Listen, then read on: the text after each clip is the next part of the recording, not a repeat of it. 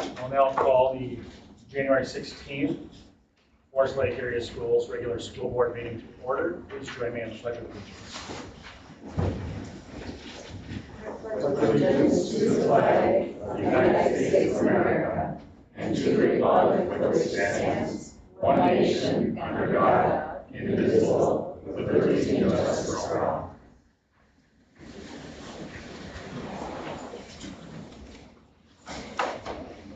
Member Clerk, will you please take roll call? Attendance? Yes, I will. Member Reveline. Here. Member Corcoran. Here. Member Haglund. Here. Member Antolson's here. Member Castle. Here. Member Christensen. Here. Member Tyson. Here.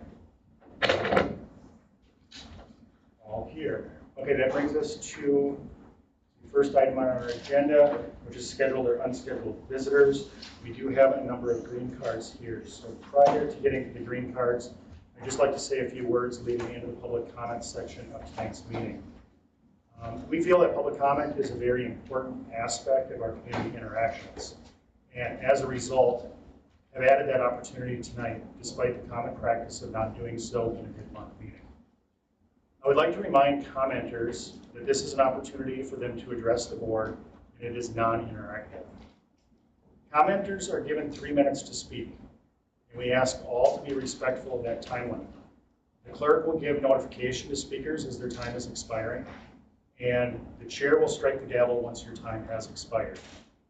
In accordance with our green card policy, we ask speakers to keep their comments relevant to the agenda item that they would like to speak on.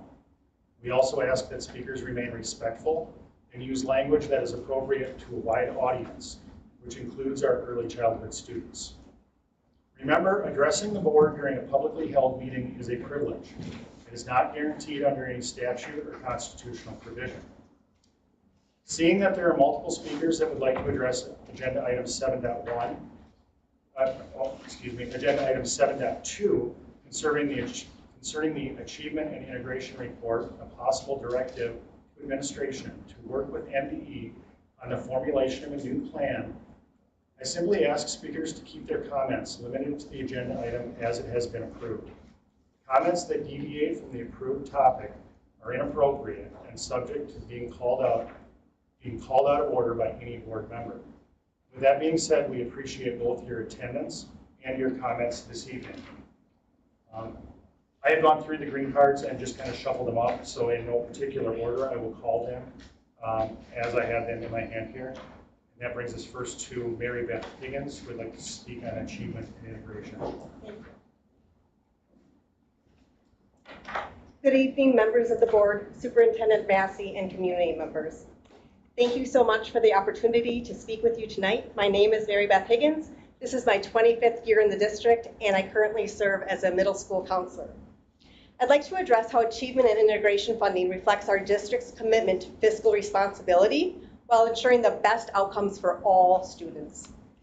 Our district receives approximately $800,000 annually through achievement and integration funding. This funding is carefully structured, with 1/3 coming from local levy dollars, which equates to about $10 per household annually, with the remaining 2/3 coming from the state. This collaborative funding model allows us to maximize local resources while bringing significant state dollars into our schools. These funds directly support 3 general education teaching positions, a half-time science STEM coach, 0.45 of our family support advocate, and 0.75 of a teaching and learning coordinator. Each of these roles play a vital part in creating a robust and supportive learning environment. For example, the STEM coach ensures students are prepared for 21st century careers by strengthening science, technology, engineering, and math instruction. The family support advocate addresses non-academic barriers to learning, such as housing or food insecurity. This helps students remain focused and engaged throughout their school day. The teaching and learning coordinator ensures that our educators have access to high-quality, evidence-based practices that enhance instruction across the district pre-K through 12. Without achievement and integration funding, the cost of these positions, which are essential to our students' success, would have to come from the general fund. This shift would strain our budget, forcing cuts to other critical programs. By leveraging these funds, we're ensuring that every dollar works harder for our students. Again, about $10 annually per household. With that, we secure substantial state funding that allows us to maintain and enhance services that benefit every child in our school. This is a smart, efficient use of our resources that aligns with our district's mission and our community's expectation for fiscal responsibility. Thank you for your continued commitment to sound financial stewardship and the success of all of our students. I really appreciate your time this evening. Thank you. Yeah. That brings us to Claire Luger.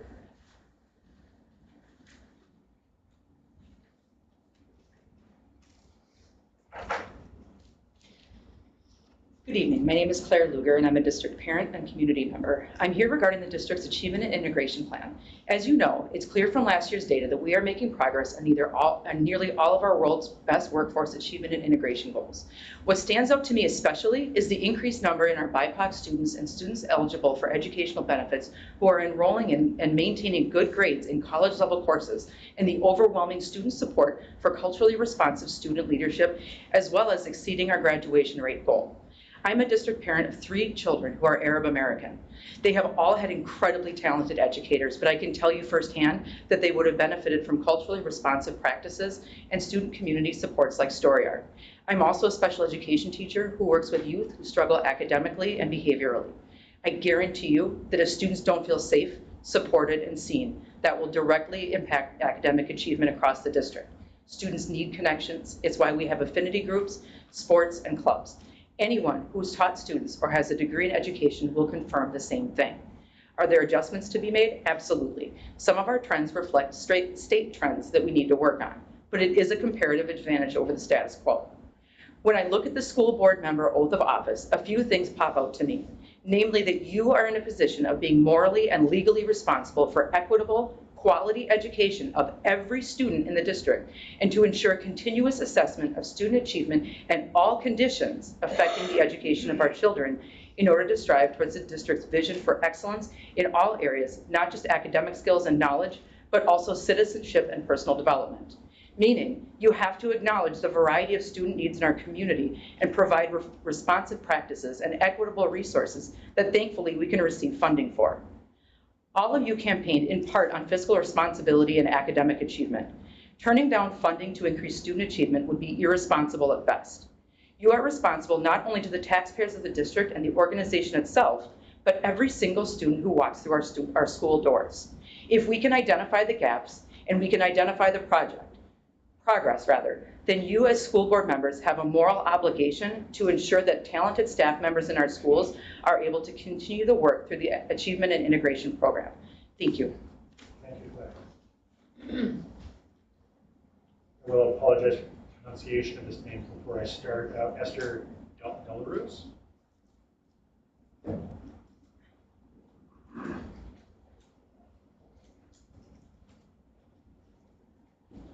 Hello, my name is Esther DeCruz and I'm a sophomore at Forest Lake High School that attends BSU weekly. When I first joined BSU, I was a 7th grader and it was my first year in Forest Lake. I joined BSU because I needed a place to connect with other minorities, especially in a predominantly white area. BSU is a place for minorities to connect and share their experiences and also learn new historical facts. BSU is also a place to help empower the voice of the youth and exposes us to current events that are happening around us today. Not only do we learn new things, but we also have fun and participate in all sorts of activities.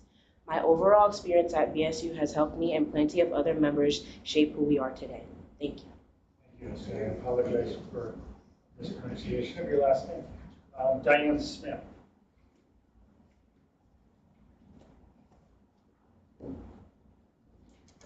Hello, board. Thank you. My name is Diane Smith. I live in Forest Lake, and I have 3 children. One's long graduated, and one just graduated last year, and one's a senior this year.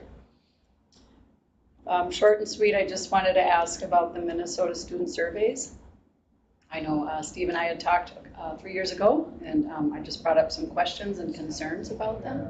That's not on our agenda this Pardon evening. me. Please reach out to us though, and we can discuss that. Under curriculum instruction and equity though, under curriculum, I mean, we're giving the surveys, but we're not, it's not a, Not on our agenda this evening, sorry.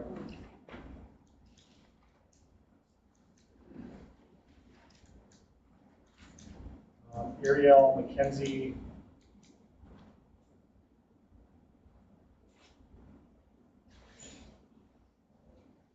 Please help me with your last name as well.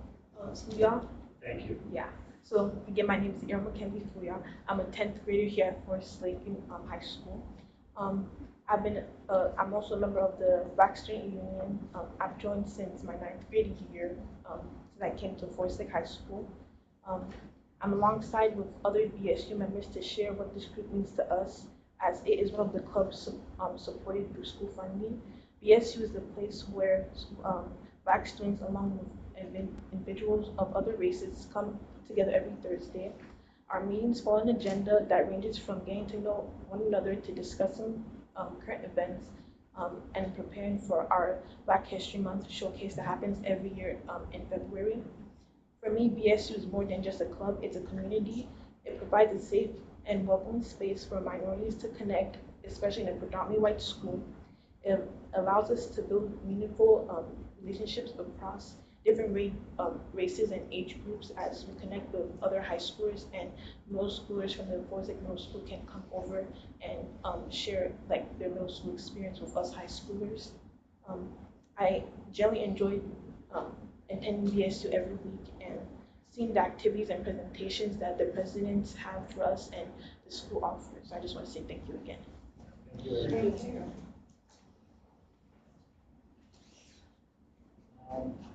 Jenny? HJ? Yes. J silent, Helmgren. Helmgren, thank you. I'm struggling with the names this evening. They're unique ones. Yes. Thank you for this opportunity.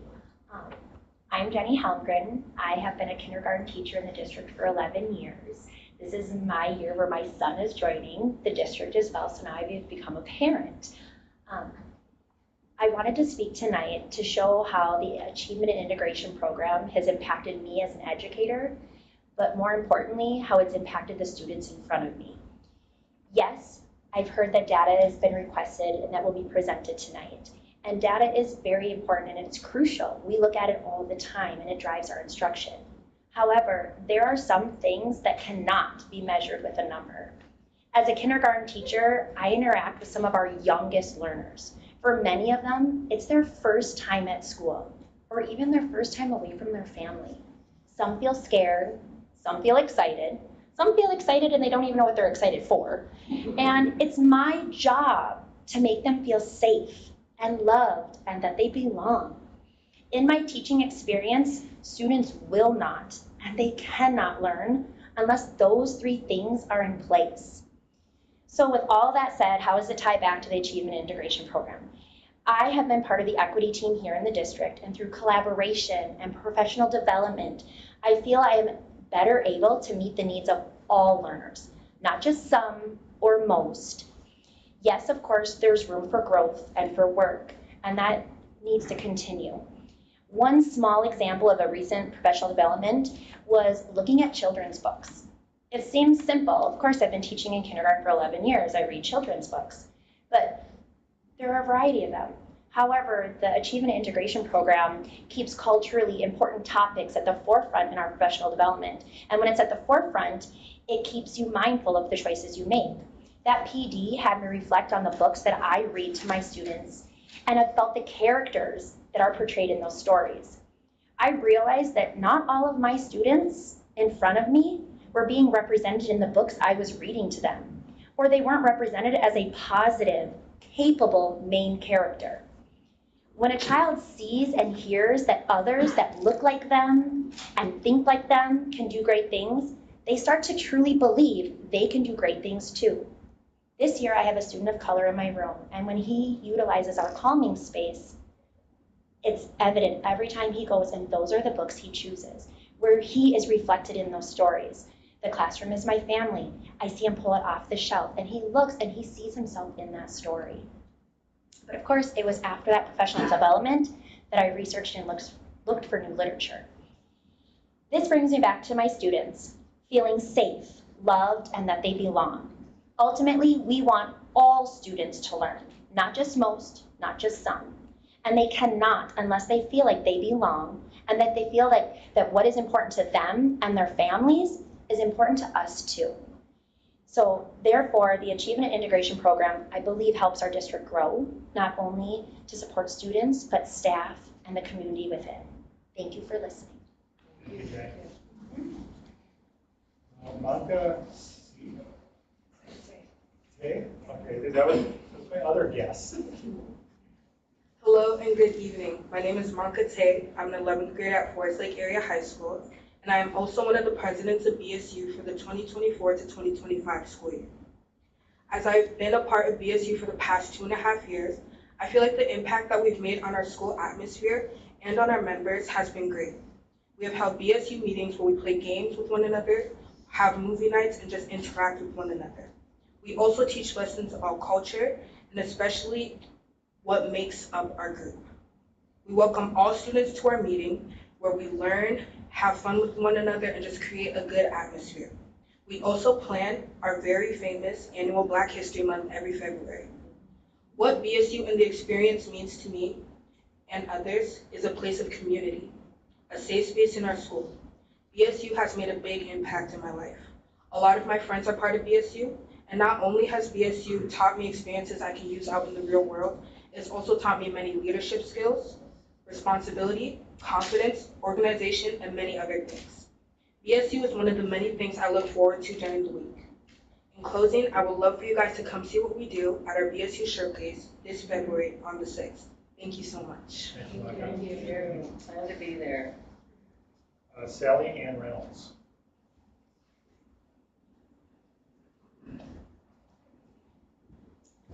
Hi there. Good evening, Dr. Massey and school board members. My name is Sally Ann Reynolds. I am a taxpayer. I am a Wyoming resident. I am a parent of 2 children in the district. My one son attends Wyoming Elementary, and my other son attends Forest Lake Area Middle School.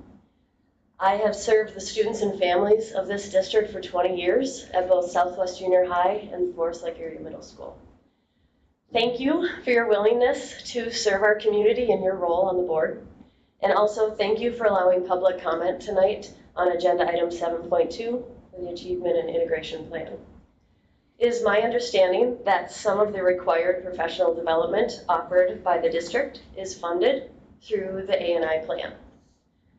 The mission of the Professional Educator Licensing and Standards Board is to ensure that all Minnesota students have high-quality educators in their schools. Teachers are required to complete 125 clock hours of professional development every 5 years in order to renew our teaching license. This includes training in 8 mandatory renewal requirements. I'm going to read that list of 8 to you now. Positive behavioral intervention strategies, reading preparation, accommodations, modification, and adaptation of curriculum, key warning signs of early onset mental illness, suicide prevention, English language learners, cultural competency, American Indian history and culture.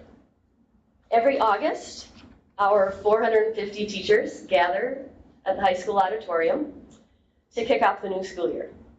This year's keynote address by Dr. Govinda Boudreau filled the American Indian history and culture licensure requirement, but more importantly, her message helped shift my thinking about how we view our students and the unique knowledge, skills, and perspectives that they bring to the classroom.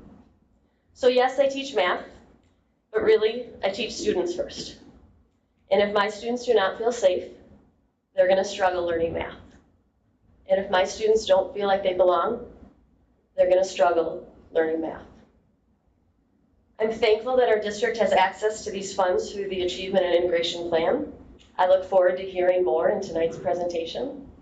Thank you for your commitment to our students and families of this district, and thank you for helping us to continue moving our district forward. Thank you, Sally. Thank you, Sally. Unless I am missing any green cards, I believe that concludes our scheduled and unscheduled visitors. I would now entertain a motion to approve the consent agenda, or to approve the agenda, I'm sorry. So moved. Second. All right, we have a motion and a second. Is there any discussion on the agenda? Mr. Chair, I move to amend the agenda to add item 5.4 to a direct administration in recognition of the inauguration of our nation's 47th president. All Forest Lake School District buildings and properties shall fly the United States flag at its peak for the entire day of Monday, January 20th, 2025. After the 20th, the flag shall be flown at half-staff for the remainder of the period of mourning previously designated for the passing of former President Carter.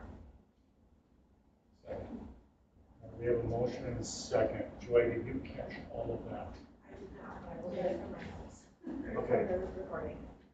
Is there any discussion on Member Hagman's amendment? I'd like for him to read it again.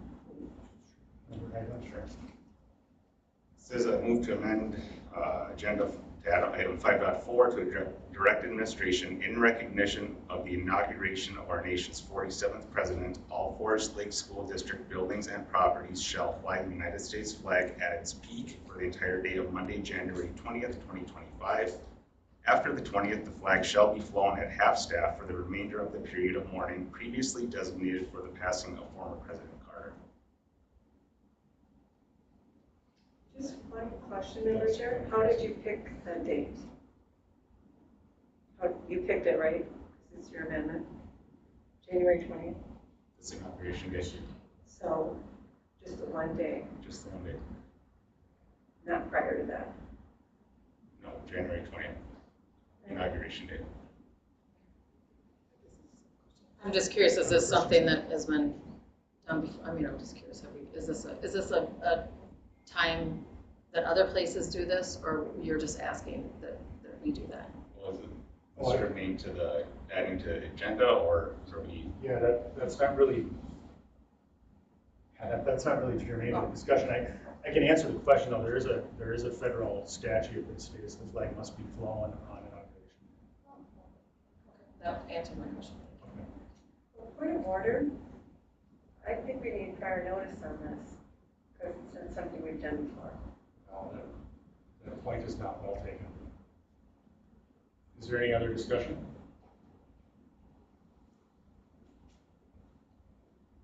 All right, seeing none, all those in favor vote by saying aye. Aye. All those opposed? No. All right, the ayes have it. Agenda item 5.4, in summarization, to fly the flag at full staff during the inauguration day has been passed. That brings us to the consent agenda. Is there any item that anybody would like to pull from the consent agenda? All right, seeing none, I would entertain a motion on the consent agenda. So move. Second. All right, we have a motion and a second. All those in favor vote by signifying aye. Aye. Aye. All those opposed? Consent agenda passes. That brings us to the committee reports this evening. The committee reports are changing a little bit tonight, where we're going to have either the chair of the committee or an individual representing the chair of the committee giving the report this evening. The first one on the list here brings us to buildings and grounds. And I admit I do not have that in front of me as to who chairs that one. Chrissy? So point of order. I need prior notice on this. Why are we changing this? On the committee reports. Correct. The board members in the committee give a report.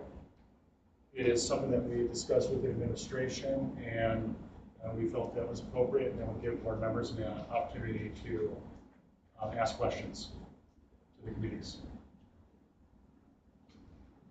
Which administration was it discussed with? I discussed it with Dr. Massey, and did we discuss it with others, or? I would just add, I think the concept would be to have the staff member facilitating the committee and then allow discussion at the board, especially for those members who attend the committee. Okay, and I think that prior notice would be good for our public because typically we get the report and the community members are in the committees and the community expects the board members to report out the information that they learned. as part of our role. So we could discuss it at the board level before we change it. Good. All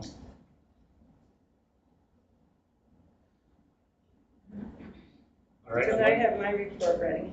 Okay, unless there's a motion to change that, to have the chair of each committee address, we can adjust that and we can go to buildings and grounds. I think have the person chairing the committee give the report and then give the board members the ability to chime in if they want, but gives more visibility, I think, to the entire board. So if you... I would second that and add that why would we go with second-hand word? We could go direct to the person who would have presented it at that committee meeting. So our word is second-hand word. If it was hearing something and then retelling it, yes. All right, we have a motion and a second to direct the chair of each committee to provide a report and then to allow the board an opportunity to interact with that committee individual, including the members of the board that are on that committee. Do we have any discussion on that motion? Prior Member notice. Tyson. We should have had prior notice. Prior notice, as a matter of the rules, is only required when you are going to rescind a previous action or make an amendment to a previously passed resolution. Therefore, that point is not relevant. Is there any other discussion? Well, I guess it just would have been really nice as a board to discuss it. We did not know anything about it, and I think that is kind of not fair that we weren't even part of the discussion as a board. I mean, I don't think it's a terrible idea, but I think it would have been nice to have some input and to discuss it as a board. That's kind of our role. This was a point that I talked to every board member about individually, and nobody pushed back on the idea then. Remember that. Remember Hagen. I think that this would be a nice change. That's not something that if we find that it doesn't work well, it's not saying that we can't change it again, but I think me personally, I would like to hear from the subject matter experts, such as Director Geige, who has the financial backgrounds. I sit in the meeting, I hear the information, take notes, and can report back, but I think hearing directly from the administration is a good idea, and then those of us who are in the committee, we can also chime in if we feel that something is missed, or it gives the other board members an opportunity to hear more detailed information on what's going on in the committees. Tyson. So I like how you just talked about it, Member Hagelin, because I think it has been viewed as our role to report on the committee work that we do and the committees that we're in. So I think as long as it's kind of a joint presentation and we fulfill that role to our community as reporting on the committees we're in, I think that's important too, and I think that's good transparency as well. And then, Member Chair, I know we talked about this, but we talked about coming right out of committee meetings and being able to give our report. I never heard anything about the directors doing the report. Any other discussion on Member Hagelin's motion? If not, Member Hagelin has moved that the committee chairs would be the one that would give us the report this evening. And then the board would then have the opportunity to interact with and ask questions of both the committee chair and the board members that are in that committee. That is the motion there. All those in favor signify by saying aye. Aye. All those opposed? All right, the ayes have it. With that, we will move to Director Member Geige on buildings and grounds. Thank you. Buildings and grounds tonight, we talked about the Columbus well and the progress on that. We do hope to see the well drilling company out in the next couple weeks. The LTFM long-term facility maintenance projects that are coming up. So once we finish the high school and ed center, we will move on to Wyoming and Forest View Elementary. And then capital projects that we could see in the future, including pool, theater, and ice arena. Thank you. Member Hagelin. I'd like to add, and correct me if I'm wrong, when we talked about the long-term facility maintenance, a lot of the big items we're tackling right now with the locker room remodel at the high school, the boilers and air conditioning. So some of those long-term facility maintenance projects coming up at, I believe it was Wyoming and Forest View, they're going to be smaller dollar items, correct? Correct. So the high school is the largest. Ed Center in Wyoming will be a similar cost, and then Forest View will be an increased cost. So in between the two. And those were also boiler and HVAC projects. Correct, they all are. Yep. Yep. And Forest View includes flooring and windows. And the mention of the pool, we're running into problems still with, we cannot host any diving events here because of the depth of our pool. So it was mentioned that however we decide to try to fund it, we'd have to talk to the community and see what they're open to about potentially having an aquatic center, whether it's a joint effort with the city or some other entity to try to get that done, because we do have a very nice pool, it's very well maintained, or we just can't dive in it. Is there any other? Oh, and then also there was with land donation at the hockey rink that hopefully will be finalized here in the coming months. We talked about potentially using that space for parking. All right. Does anybody have any other contributions or questions? No, I would have one question. Do we have an ETA for when the well work will start and then be finished? We don't. So we're waiting on the plumbing plan, and until that comes through, we cannot create a timeline. So we know we'll drill the well, we'll do the directional boring, and then we don't know when the connection will happen. We will wait as patiently as we can. Correct. All right, thank you, Director Rickler. That brings us to communications. I know Member Tyson had a report on that. Thank you. Corey, you want to go first? Director McKenna. All right, thank you. In our communications committee this evening, we follow a topical agenda. So each month we have a different agenda item that we speak to and present. Tonight was teacher, staff, and communications. We talked about the use of our final site system and how it dispenses communication at the district level, at the building level through principals. We have your newsletters that go out through that, as well as SMORE, the use of it through community ed, through promoting programs, and then also the use of constant contact in that regard. Thank you, Director. Member Tyson. I just want to add, it was so informative what we talked about, because the Blackboard, which is now called Final Site, which you reported, you can specifically send out an email, a text, and it can be language specific. So it breaks it down into all those areas, which is so convenient for district-wide. And to do so in a timely fashion. Exactly. Especially when time is of the essence. Exactly. And so February, we'll be talking about social media. And then there's a total of 9 topics. We also talked a little bit, Member Chair, about if we could combine perhaps community ed and bring that in, incorporate some of that information with the communications committee. Oh, that would be great. And that's something we can discuss further. Does anybody have any question? What is language specific? That it can be sent to people that speak a different language so that they can read it and not have to have an interpreter. And they can select the language when they sign up.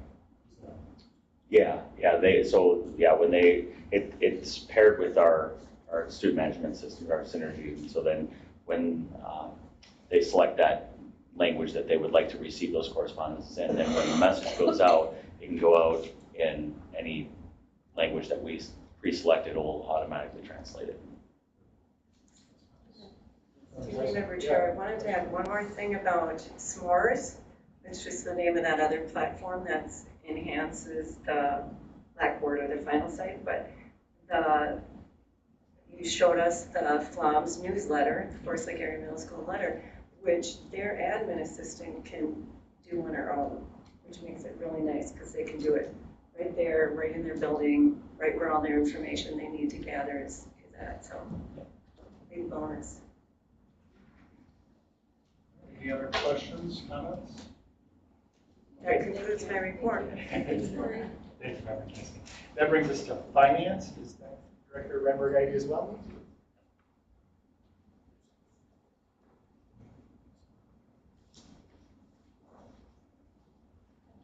At Finance Night, we did our run rate review, which we do every meeting. So what we're looking at there is our year-to-date expenditures compared to the budget and what percent spent we are. This month, we were right on track as we have been for the past 3 years.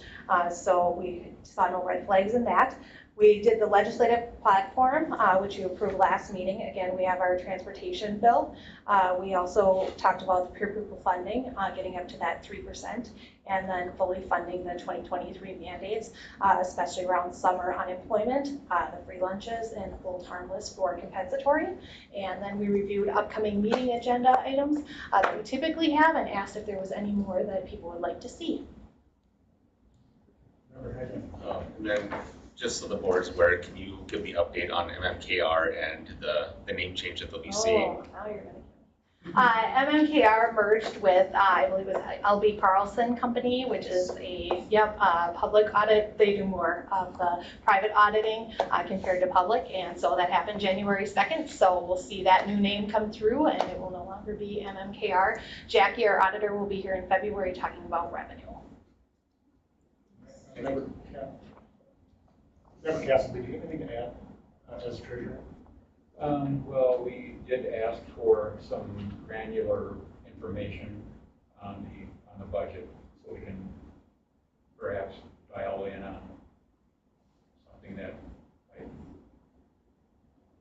be able to be improved. Did anybody have any questions? Member I Tyson? have one thing to add. So the third thing on our platform is the hold harmless for MA, right? Mm-hmm. Yep. And so that's the only thing in that component is the MA. So the law had several changes actually for that.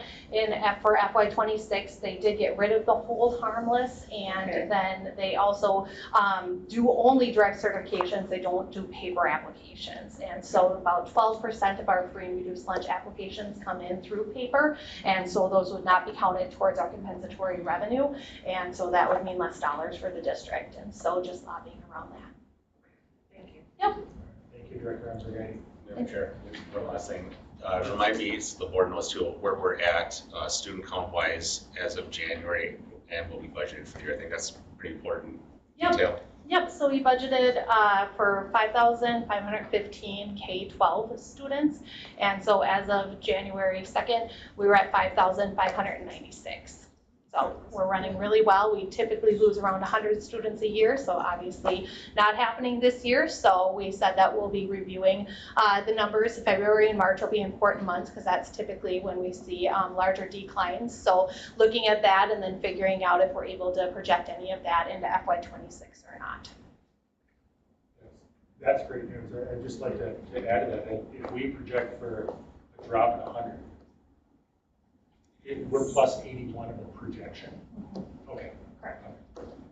It is an average, so again, we started the year higher than that. So right now, when you look at the average, it would be about 106. We know September is a huge month where we typically lose a lot of students. So, looking at that, but again, averaged between September and that is around 106. Above. Yep. All right, thank you. Thank you. All right, that brings us to curriculum, instruction, and equity. Member Jacobson?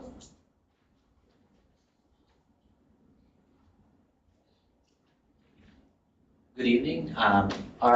We bring different topics to the Curriculum Instruction and Equity Committee meeting each month as well. And our topic this month was to talk about one of the important ways that we organize our teachers into teams throughout our school district.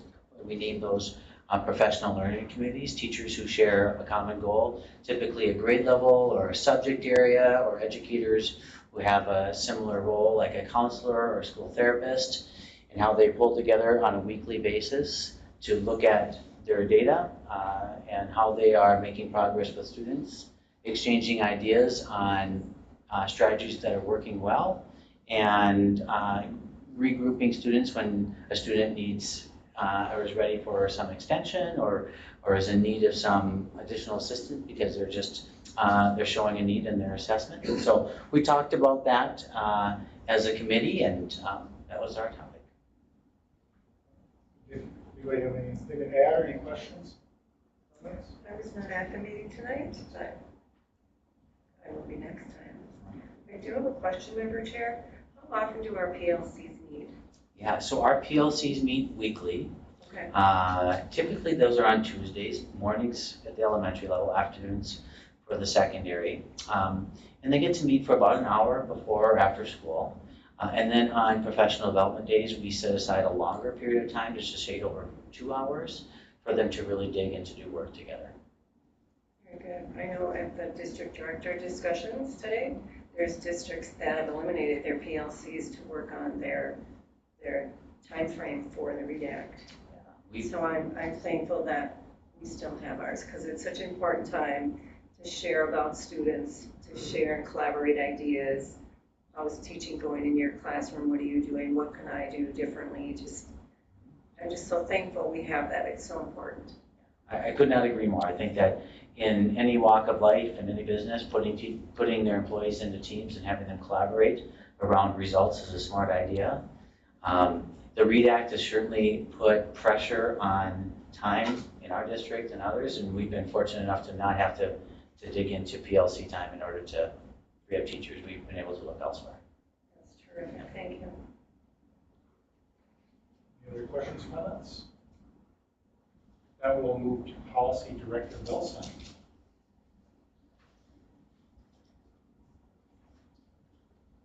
All right, tonight in policy, we reviewed 6 different policies. The first one being policy 427, tobacco-free environment, possession and use of tobacco, tobacco-related devices, and electronic delivering devices, vaping awareness and prevention. This policy had prescribed statute changes, and the committee recommended just moving forward with that for your first reading in the next agenda. The next policy was enrollment of non-resident students, policy 503. Once again, prescriptive changes based on state statute with following the changes that were listed in the state statute. Policy our third one was student disability non-discrimination, policy 536. Another one that had prescriptive language change based on statute, moving that forward as well. The next policy was policy 543, which is school-sponsored student publications and activity policy. With that one, the committee agreed to table that for further investigation and some language specifically around the yearbook.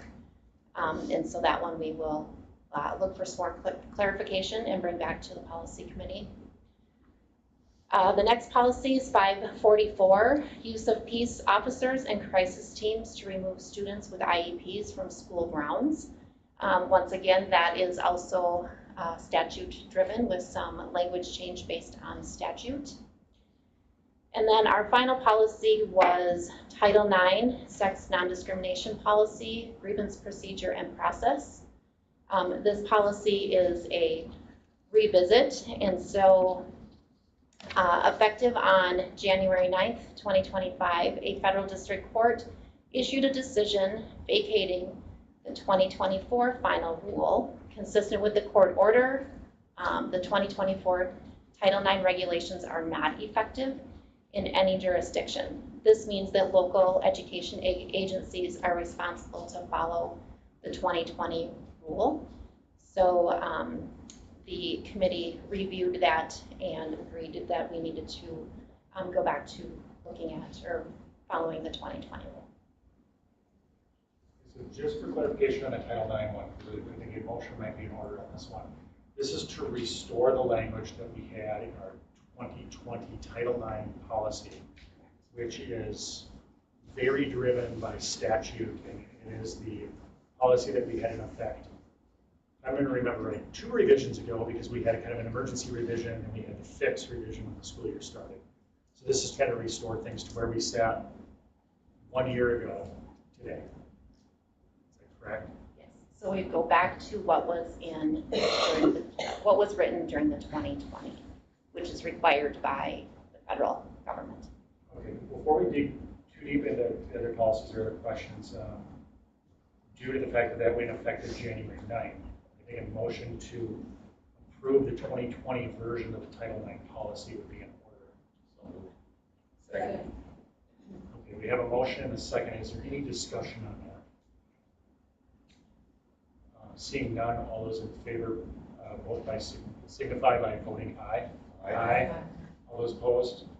Excuse me, Richard, did we have to say it was retroactive?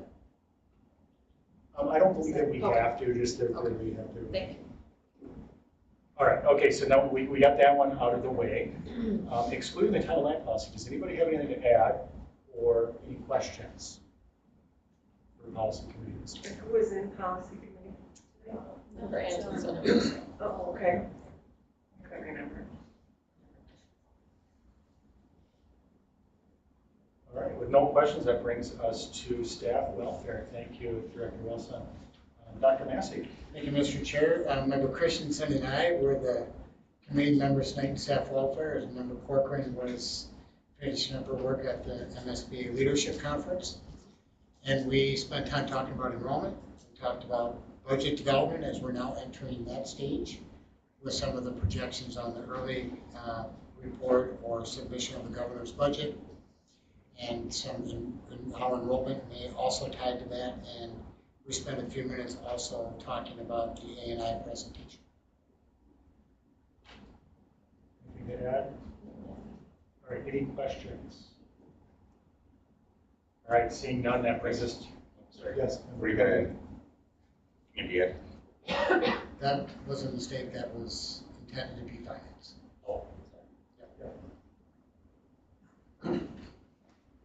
all right, moving on to action item 7.1, elementary school attendance boundary adjustments. Dr. Massey. Thank you, Mr. Chair. Tonight's presentation is a follow-up to a brief discussion we had at last week's school board meeting. Tonight, I would like to share with the board the guiding change document that will guide our work over the next several months. As you know, the need to consider adjustments to our elementary attendance boundaries is made necessary by the shifting population and developments in the school district documented in the enrollment and housing study conducted last year by Hazel Reinhardt. As part of Reimagine 2025, last week the school board directed administration to begin the work to design a proposal to adjust elementary boundaries for the 26-27 school year. Tonight, I would like to introduce Dr. Heather Mueller from TeamWorks, a company with expertise in this area and with the data analytics tools necessary to create a model that will adjust elementary boundaries in a way that will balance enrollment across our elementary schools. Dr. Mueller, welcome. Thank you. Well, good evening, Board Chair Raeblen, board members, and Dr. Massey. Thank you very much for having me. We're really excited to be able to partner with all of you in this work, and we know that anytime you have a conversation about boundaries, it can be a touchy conversation. And so one of the things that TeamWorks really prides itself in first and foremost is that we are data-driven and we are transparent. And we think those things are incredibly important. And so as we talk about the way that we are going to do this work, we use our school analytics process and services as well as our strategic enrollment projection process to support school district's design team. And we'll talk more about what the design team is as they're going to develop the boundary recommendations and or options. And then they will then serve with that information to an input team. And I'll talk a little bit more about what that is as well. The data that we utilize comes from a variety of sources, including the school district, city planners, all of the cities that contribute to Forest Lake, and the county, state, and federal agencies. School analytics data sets include, but are not limited to, so I'll give you a list of what some of this looks like. Geospatial systems of Forest Lake, which includes their current boundaries, your buildings, your attendance areas, your programs, and any type of open enrollment in a study area. We also do demographic sets that are inclusive of age, race, ethnicity, live birth, gender, housing stock and value, housing development and sales, median household income, education, transportation, employment, medical insurance, internet connectivity, and more. We also look at local community and education market data sets that are inclusive of historical neighborhoods and landmarks, the government schools and surrounding districts, independent schools, charter schools, private schools, students who are homeschooled, district facilities, their design and maximum capacity, as well as the land use for long-range planning. More specifically, in the very first meeting that we have with your design team will review reports that's approximately 85 pages long, and it will have not only data sets but maps. And that will help to, again, serve to help the design team understand what your data looks like across Forest Lake area schools. So in that report, you'll have the U.S. Census demographics for race and ethnicity. You'll also have the demographics for age and U.S. Census demographics for income. We'll be looking specifically at resident births for Forest Lake area school district, resident births for the surrounding school districts, so you have a comparison. We'll also look at land use and housing analysis, the market value and housing age analysis, home sales analysis, resident student yield by housing type, student socioeconomics, student income, historical enrollment analysis and facility utilization analysis, market share analysis, new housing developments, an estimated school children summary, a projected enrollment trends, and then historical and projected enrollment trends for individual schools. When the design team meets, the design team is composed of administrators and staff with the knowledge, the expertise, and the experience to create the boundary and concepts for review and feedback from the input team.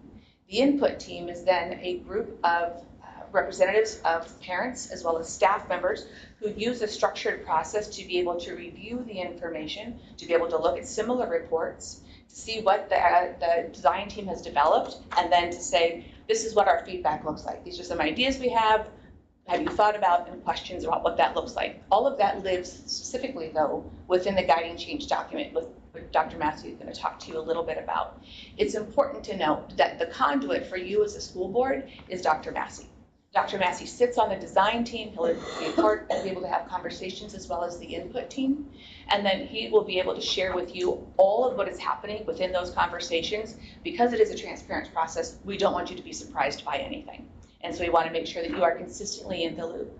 Then, when the design team and the input team have kind of come to a place where they feel that we are at the very best of the options to provide, then those options will come to you, and you as a board will have the opportunity to review those options and either accept or reject what those look like. If you reject, we may go back to the school, we may go back to the drawing board, but more than likely we have found that in every other boundary process we've done with school districts, it's once we've gotten to that point, you all know where we're coming from, where this is coming from, and you're not surprised by that. And so usually it's a pretty easy and seamless process because, again, we want to make sure that there's no opaqueness in the work that we're doing.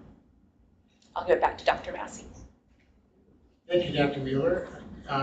Just a quick display of the timeline that we'll be working on. We started this work now by providing data to TeamWorks.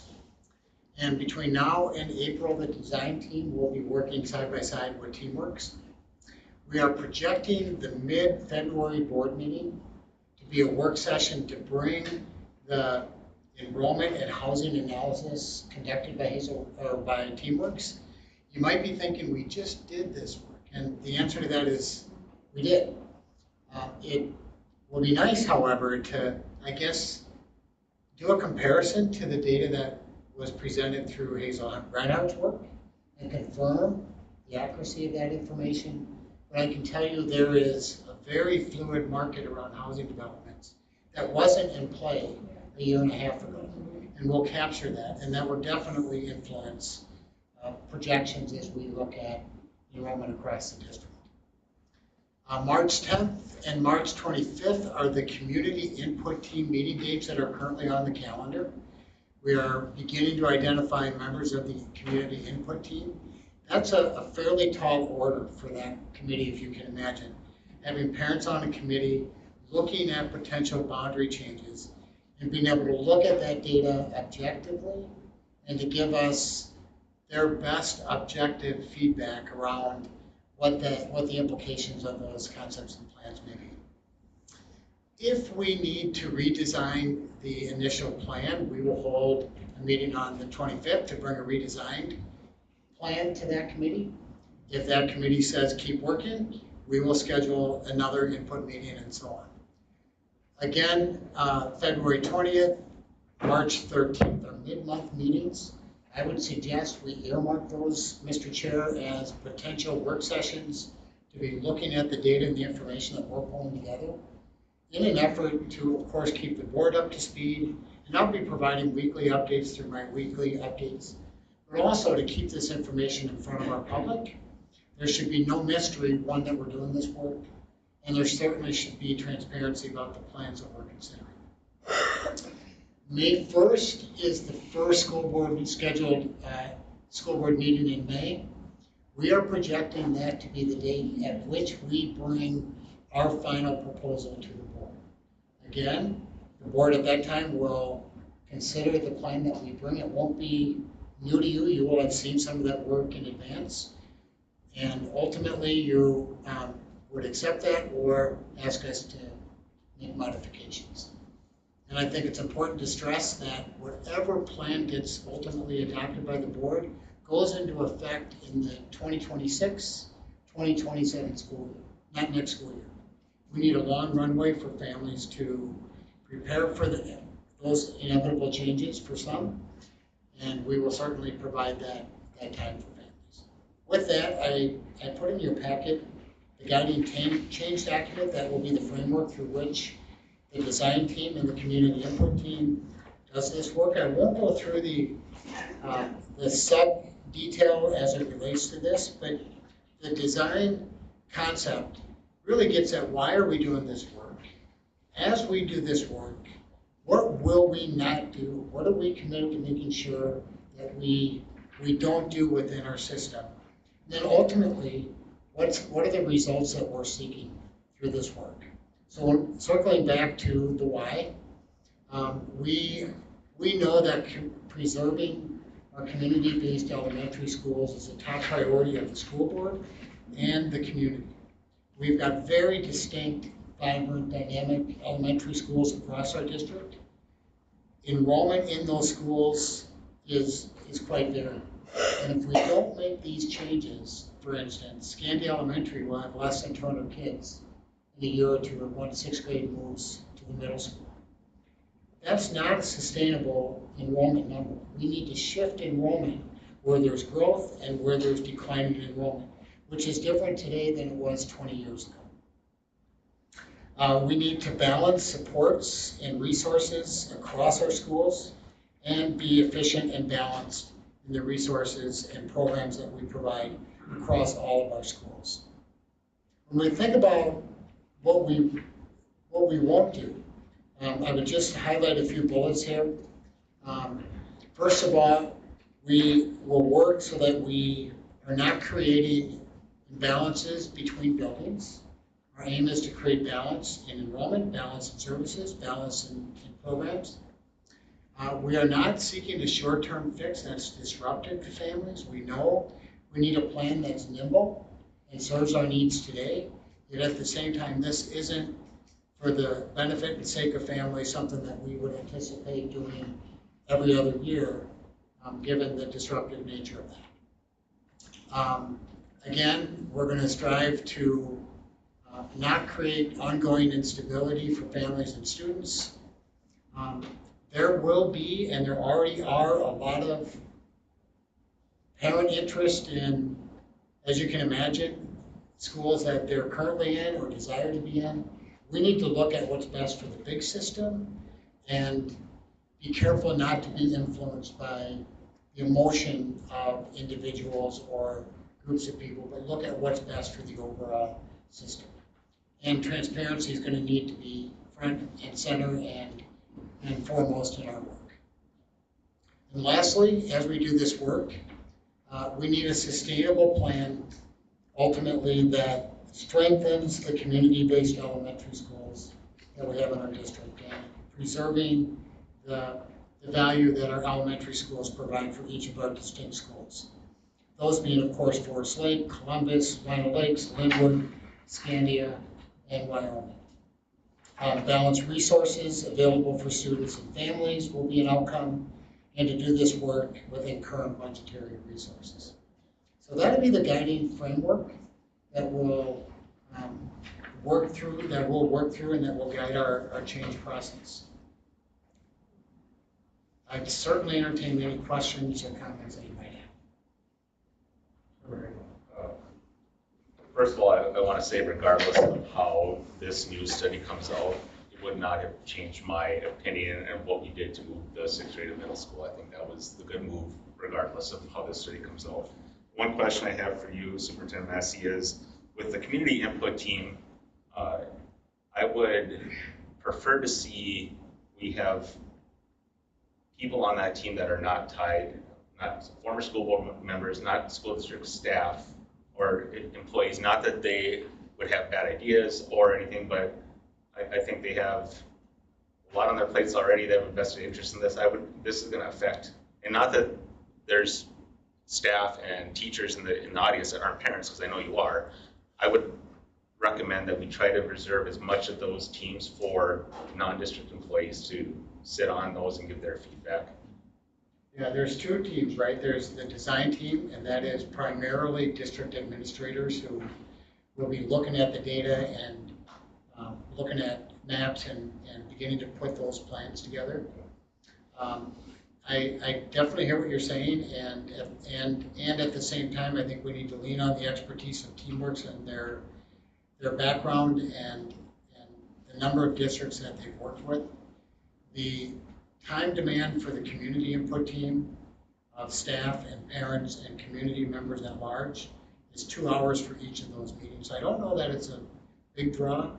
I think the concern that we have to work through is making sure that that team can look broadly at the plan and objectively at the plan, put their own personal feelings about whether or not their own neighborhood might be moved. And I know I've shared with you personally some of my ideas, and I'm obviously not the expert, so they may or may not work, but I hope that we have some time to be able to come back and ask if, some of our thoughts or ideas were studied and considered, or, reasons why they wouldn't have been. And that would certainly be the benefit of the work sessions, so that we get that data and those emerging plans in front of the board, and for the board to ask those questions, dig in, and be part of that analysis process. Dr. Mueller? Yeah, and I think that in addition to that, one of the things that's important and why we think it's important to have staff on an input team is we don't want to do things to people, we want to do things with people.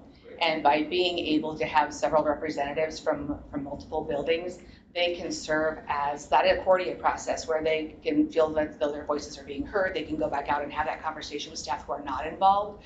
And sometimes when you have an insulated team, it feels as though it lacks transparency and has a lot of opaqueness. And so we want to make sure that there is that ability to be able to have every perspective heard. And we are also conscious of time, right? Staff members don't have a lot of time. And so we want to make sure that the time that they are there is incredibly valuable and that they know that they're heard. And so one of the other important things is when the input team does give information back to the design team, they have to make a change, right? You can't just take it to the input team and say, actually, we didn't really need your input, we're good. You do have to make some type of adjustment. My job then in that space is to maintain the guiding change document. We can think outside of the box, but we still have a box. And so my job is to make sure that we don't bring anything that's not feasible back to the design team. And that's why I asked with, knowing that we have a staff input team, that we don't also, take away from those community input team spots with staff, because there's space to we give can those have ideas. upwards to 60, 70, 80 people on that input. So it's a broad input team. Thank you. Thank you. Member Tracy. Thanks, Member Chair. Say, Dr. Mueller, I have a question of you, and kind of along the lines of Member Hagelin's. What is your recommendation, and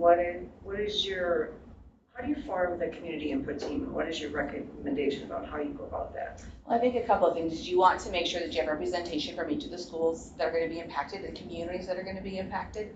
You want to make sure that the population is represented, and so who your students and families are represented within the community group as well. Okay. And then I realize that we have our workshop time to go through all of our Q&A and questions. So then is there a component to go back out for the sake of transparency and information to the communities and such that we did with Reimagine and report out on it? Yep, so the information will be available on your website, and so as those input teams and design teams are meeting, that information will then be on your website, so anybody in the community can take a look at what's happening with that. And I'm saying more of going into the building and giving a report to, at a PTO meeting, or just announcing that you're having this meeting and gathering for that purpose only? Usually we don't gather from every single building. That's why we have a design team or the community team that's based in that. Because when you have that many perspectives who are, this is the great part about public education and the hard part about public education. I've been in education for almost 30 years is people love their community schools, right? And no other school is as great as our community school. And so when you're having those conversations, it is a really, it's a really emotional piece. And so we are really thoughtful and strategic about how we bring those teams together. We can certainly go out and give a report. We aren't just going to ask for feedback from everybody. Right, and we have a geographically very large district, so the communication piece is also something that we really need to be cognizant of in terms of transparency. So we don't want anybody to be surprised, and if somebody didn't have access to a website or computer access or whatever, we just want them to be able to gain the work that we're doing on this. Yes. As far as the transparency goes, the push and pull of information, people can pull information by coming and watching this and going to the school. What is the push? How are we pushing the information to the community that this is happening? Is it happening? Is it going weekly in the paper? How is the information going out to the public? Push to communications committee. Yeah, we certainly can have it at our different school board committees, but you know, the dynamic is balancing the ability for these teams to do the analysis and the work, and keep the information in front of the public. I think having work sessions is a way in which we push. We're doing live feeds for all the meetings. They'll see the conversation and the plans as they emerge. We'll have detail on our district website for people to, we'll push it there and people can gather it there. I suppose if there's a need to answer questions, we've got PTO meetings that we get in schools as well. But this is not a process that can be done with large committees in each school, as much as we need the expertise and the input of those who are being represented on the committees. We do also have a structured way to be able to partner with your communications team and partner to be able to push that information out and be really thoughtful about when that happens. And so there are really specific times. We already talked a little bit about how we might be able to do that. Okay, so I still didn't hear that it's going to be in the paper or such where people can, it's going out to them as opposed to people coming in to get it. Yeah, one of the things we talked about, we do already have our website developed, the site that we're indicating this work is beginning. We can communicate to our families through our Blackboard communication piece that we've got the website, we've got updated information, go here to get information. We've already sent the communication to our families, directly to our families that we're doing this work with the potential, with the projected timeline. Oh, the direct mail. That was not direct mail, that was through our Blackboard tool that our families use. Okay, and again, they still have to go get it. So anybody who's not aware that this is happening, how are they going to be aware this is happening? If they're not coming to get the information, how are we putting it out there for them? In the paper. I would add, it was in the newspaper tonight. Okay, so yep, it was in the Forest Lake Times this evening that we discussed this in our meeting last week. So that is a step in the right direction. I understand where you're going with your question here, Member Castle, and I think it's something that we talked about in the workshop. I'm not sure if it's germane to the discussion that we're having tonight, but I understand the concern. Transparent process, yes.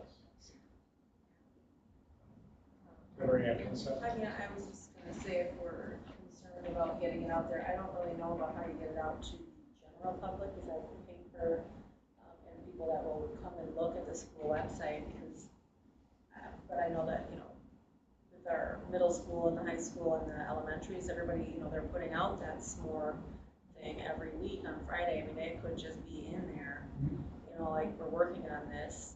Visit the website, here's the link to see where we're at with the process. Like, that's a good one for the families, but I don't know how we do the whole entire public piece. Well, I just wanted to add to Member Castle's point that we have 14 cities, and Forest Lake Times goes to just Forest Lake proper, and you know, it's hard for us to unless you put them in all those papers, you know, more what Tessa is saying, Member Antonsen, that we have it go out with the blackboard and the s'mores and the email updates that go right to the parents. But it's tricky.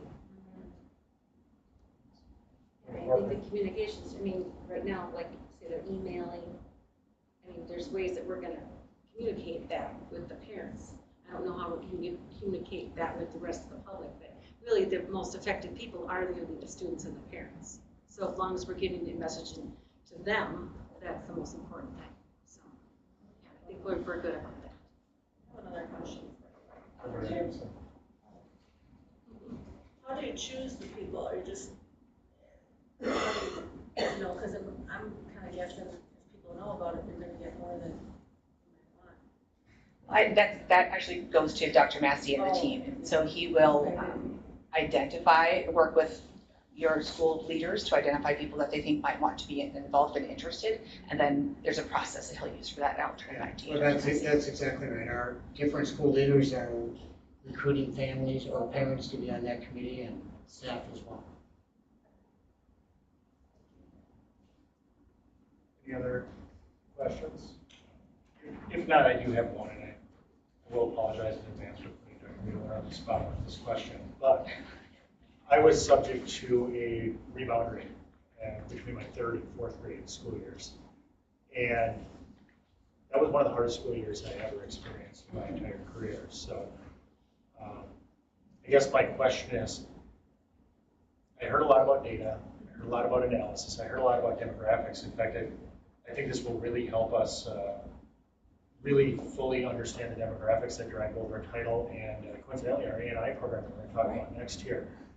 I think that would be a great benefit to the district as a whole. What was missing from the presentation, and this is where I'm putting you in the spot, there wasn't a lot of talk about students. There wasn't a lot of talk about how we handle student transitions or how we identify students with our existing boundaries versus our next boundaries, and what that process looks like, and how we keep the student at the forefront of our mind throughout all of this. Could you talk to that a little bit? Sure, I can speak to it, and then I'll also turn it over to Dr. Massey. I think there's a couple of things.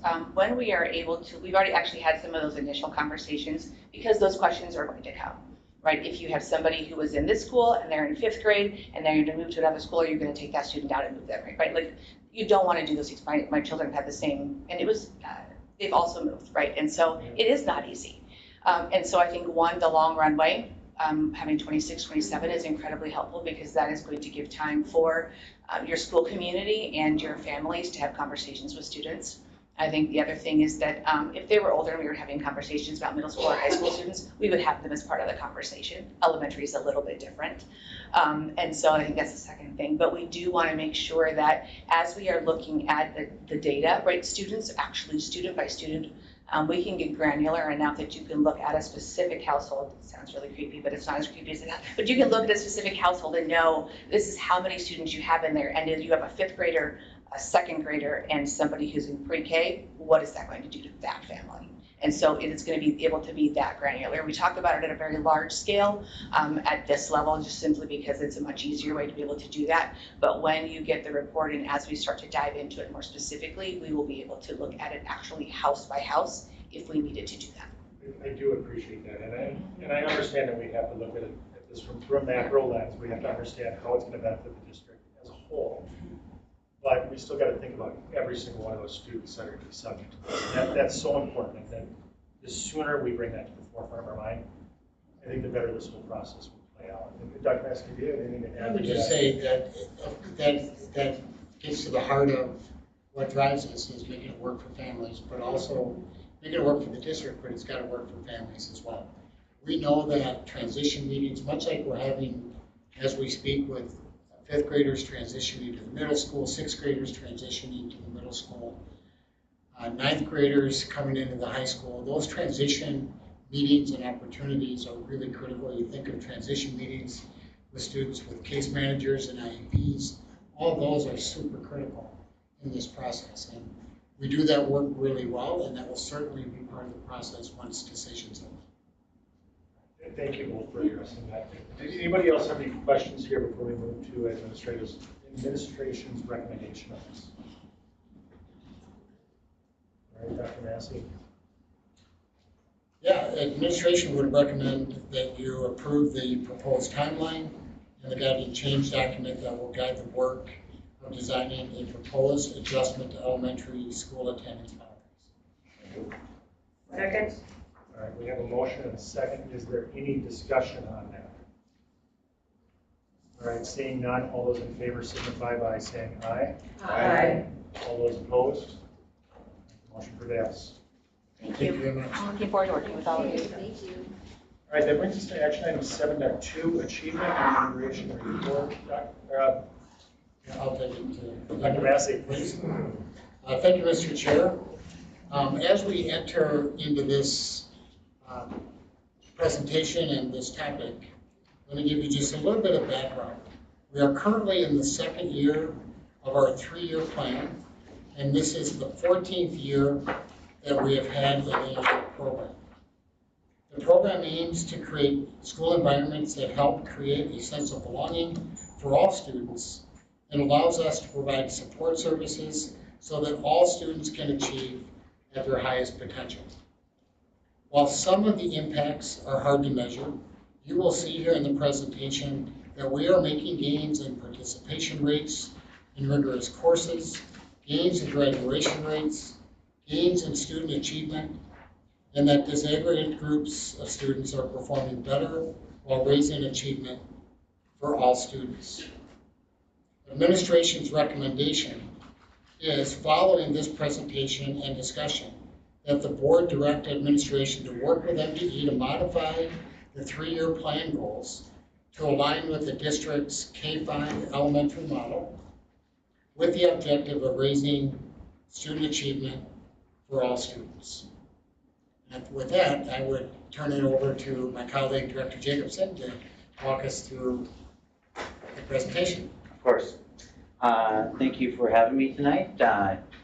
Chair Rebeline, Dr. Massey, members of the board, appreciate the opportunity. If you recall, last week at the January 8th school board meeting, Teaching and Learning was asked to give a report on our achievement and integration plan. I'm pleased to be standing before you tonight to give that report.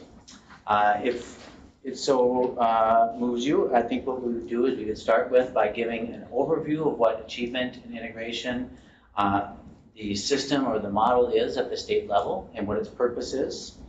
Talk a little bit about some of the programs and initiatives that we have underway in the school district and how achievement and integration provides resources and support to make those happen. I'd like to take a walk through some outcome or achievement data and the impact that we could draw in part back to our achievement and integration efforts. And then before we get to comments and questions at the end, take a look at, in relation to the recommendation that Dr. Massey just mentioned, our current program goals or achievement and integration goals that we have in the plan that we're within.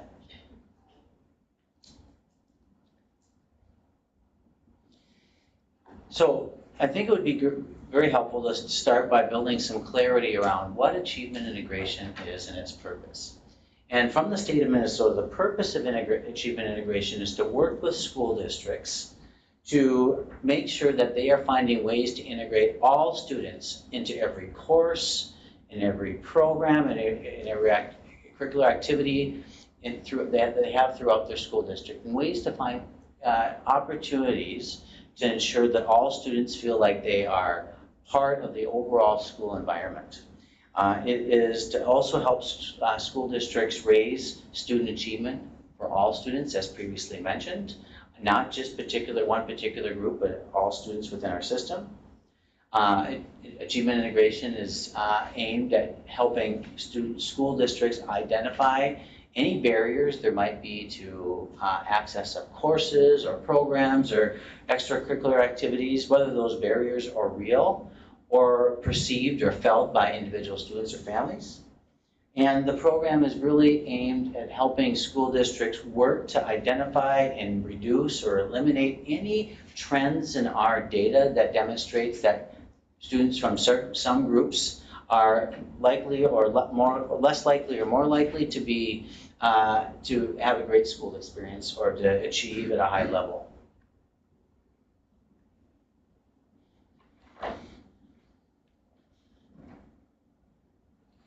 So under those broad areas that I just mentioned, when looking back at our past achievement and integration plans, what I have summarized here is 6 broad goal areas that we have consistently had more specific goals associated with. These are goal areas that we've often had types of goals related to each of these within each of our plans going back as far as 2018. And those areas are essentially right there in front of you. For our school district to find new and creative ways to build relationships and systems that facilitate all families having the ability to increase their students' school engagement and academic achievement. Essentially making sure that we're doing our due diligence in building connections between our school system, our classrooms, our students, and our families. For our school district to break through demographic trends associated with participation in rigorous courses and core curricular activities. We've had goals related to increasing the number of students in our system who experience our 5th grade program focused on culturally responsive leadership skills. I'll talk more about that later in the presentation, and specifically what that is. We've written goals related to making sure that all Forest Lake students have access to effective educators who are trained in culturally responsive teaching practices, or administrators trained in culturally responsive leadership practices. We focused on closing the achievement gap as measured by our state test between students of color and American Indian students and our white students, and to increase student feedback that their school environment reflects and values who they are.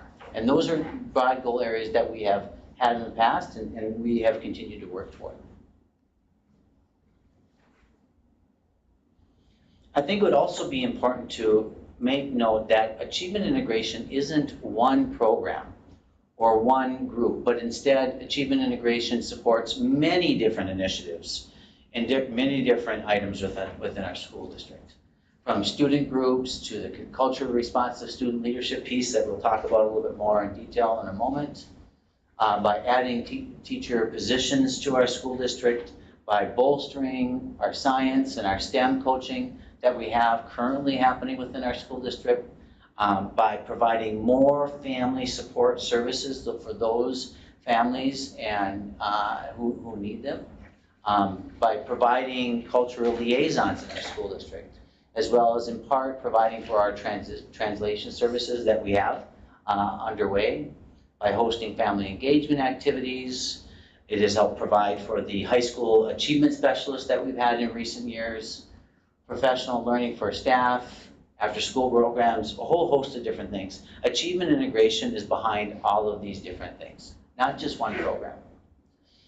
We had some questions around the amount of revenue that the school district brings in as part of achievement and integration. And again, if you look back over the past 8 years, our average revenue per year associated with different parts of the plan have been to those amounts that you see on the screen. And that, I think, is important to note, is not revenue that comes from other parts of our budget. That's new additive revenue to our school district.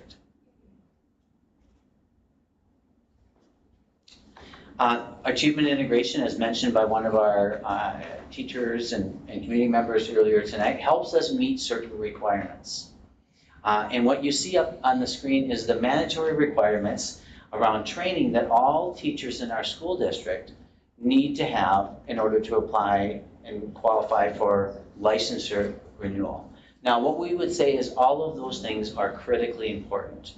And we would offer that offering training to our teachers around cultural competency so that they can understand how to make connections with others through cultural awareness and understanding cultural differences and making connections with students, helping convey new ideas and information is a good idea. We would do that anyways.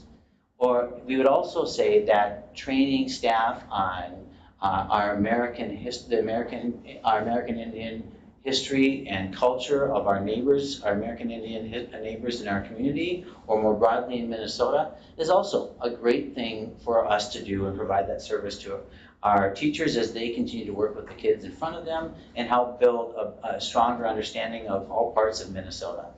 And so these are things that we would say are good for our staff and our ability to reach kids. They also happen to help us maintain or meet state requirements as it pertains to having licensed teachers in the classroom. This is an existing state requirement, by the way. We also have some emerging state requirements. So earlier you heard me mention that we have cultural liaisons and translation services happening in our school district. We have done this for a number of years. If a family comes to us and needs to enroll or needs information in a language other than English, we have always met that need. When we have families who are unsure or confused about how to navigate our school system because it's unfamiliar to the school system they went to, we meet that need. And we do that in large part through our cultural liaisons. And in the past number of years, as long as I've been here, our cultural liaisons have done a remarkable job of sitting with families as they enroll their children in our school system and helping them understand the paperwork, how to ask questions. They've sat with families during parent-teacher conferences or IEP meetings or just other types of meetings to help them bridge that gap that we know and I think we all acknowledge around communication, like we talked about earlier, and that family to school connection. So we have done this for a long time because we know that it's effective and we believe it is the right thing to do. The state is acknowledging that we probably have the right answer there. And at this point going forward, beginning next year, school districts are going to be required to adopt a language access plan outlining procedures and ways that they can provide services and assistance to students and adults who communicate in a language other than English. And we are already ahead of the curve in this regard because we have those things in place. And again, in part, provided through resources provided through achievement integration. So we talked a little bit about what its purpose is, what are some of the ways that it has programs or supports programs or services in our school district. I'd like to spend a little time looking through the impact. So we had some questions around data and whether this is how we are really moving students in this regard. And what I'd like to do is start by talking about participation rates in some of our most rigorous courses, and those being at the high school. Now, at the high school, we have a number of really challenging courses, many of which are classified under concurrent enrollment and or advanced placement courses. And before we start to look at some charts related to those things, I think it might be helpful to just create a shared understanding around some terms that you'll see on these charts, just so it's, as you read them, it's just a little bit easier. So here are some terms that you're going to see on the charts that we're going to look at in a moment.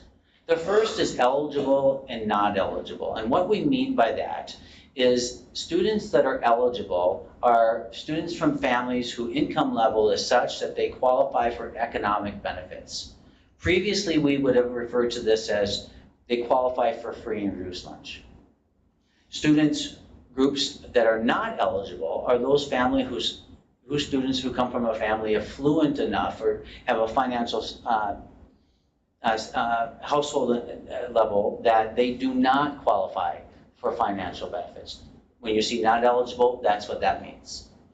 When you see concurrent enrollment, these are courses taught at our high school by high school teachers, our teachers, in which the course is articulated through a university, and students who enroll in that course are also enrolled in an accredited college program. And they can earn both high school credit and college credit by taking that course. They're dual credit courses or concurrent enrollment courses. College in the school, we have a lot through different technical colleges, Century College, these sorts of things. Those are what we consider concurrent enrollment classes. Advanced placement courses, or courses that are also taught in our classrooms by our teachers, and these are teachers who have specialized training to teach advanced placement courses. These are courses that are developed by AP themselves. They're incredibly rigorous courses. very challenging college-level courses that prepare students to do well in college, and to do well in the test that they have the opportunity to take if they so choose at the end of the AP course.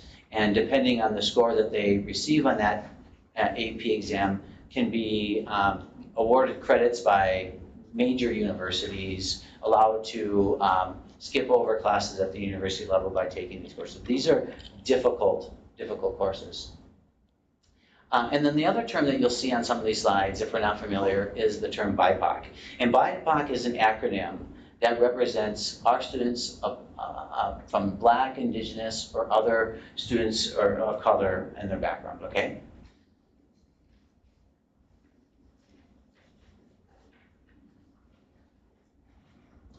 So one of the initiatives of achievement and integration is to try to break down barriers of access to more challenging and rigorous courses. And what you see here is a change over time of the number of semester courses taken at our high school by students who qualify for economic benefits, which is the top bar, and those who do not. And what we'll see is that though we took a dip during our years of distance learning and pandemic learning, we have rebounded, and we are at or exceeding where we were 7 years ago. You might also be reflecting on, well, what was our overall student population as a school district today as compared to 7 years ago? We have roughly 400 fewer students in our communities that attend our schools today than what we did in 2019. Yet we have as many or more semester courses taken by students from these two groups. Now you'll see that there is a significant gap there in the number. It's important to keep in mind we have far more students in our district that do not qualify for economic benefits than we do. So that's somewhat impacting the number there. The next chart looks at that same analysis from racial demographic standpoint. And what you'll see here is the number, again, of semester courses taken by student group across that band of different years.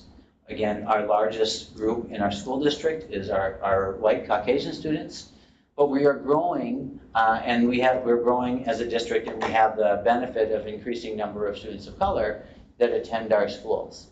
And in part, that's contributing to the number of kids that are taking some of these more challenging courses. If you're curious as to what the sum of those non-Caucasian students are, I've included that there. So in 2019, we had 183 semester AP concurrent enrollment courses taken by students that were non-white. And this year, we currently have 550 courses being taken. Now, again, that's being impacted a bit by the number of students that we have in those different groups. So you might be asking yourself, okay, what is the likelihood or the rate at which students from each group are taking these courses? Okay. Well, that's an interesting analysis. So in order to do that, we had to look at individual ID numbers, and so we had to parse out AP and concurrent enrollment, so I didn't give you, we weren't looking at data that was counting the same student twice.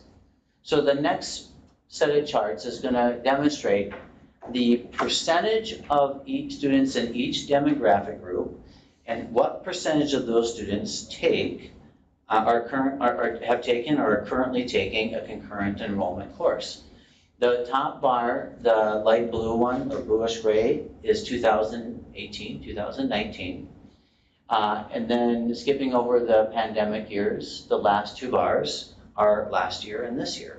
And what you'll see is, by and large, we are seeing a higher rate of students from each demographic group taking courses that are concurrent enrollment. And again, I think that is in part, I think, can easily be attributed to the work that we're doing and our staff has been doing, supported by achievement and integration. The next chart will be looking at advanced placement, and here's that same analysis. Again, the bluish gray is 7 years ago. The next two bars represent last year, and this year, and that is the percentage of students from each group that are taking AP courses. This is really heartening to see that more of our students are accessing these rigorous courses within our system across the board.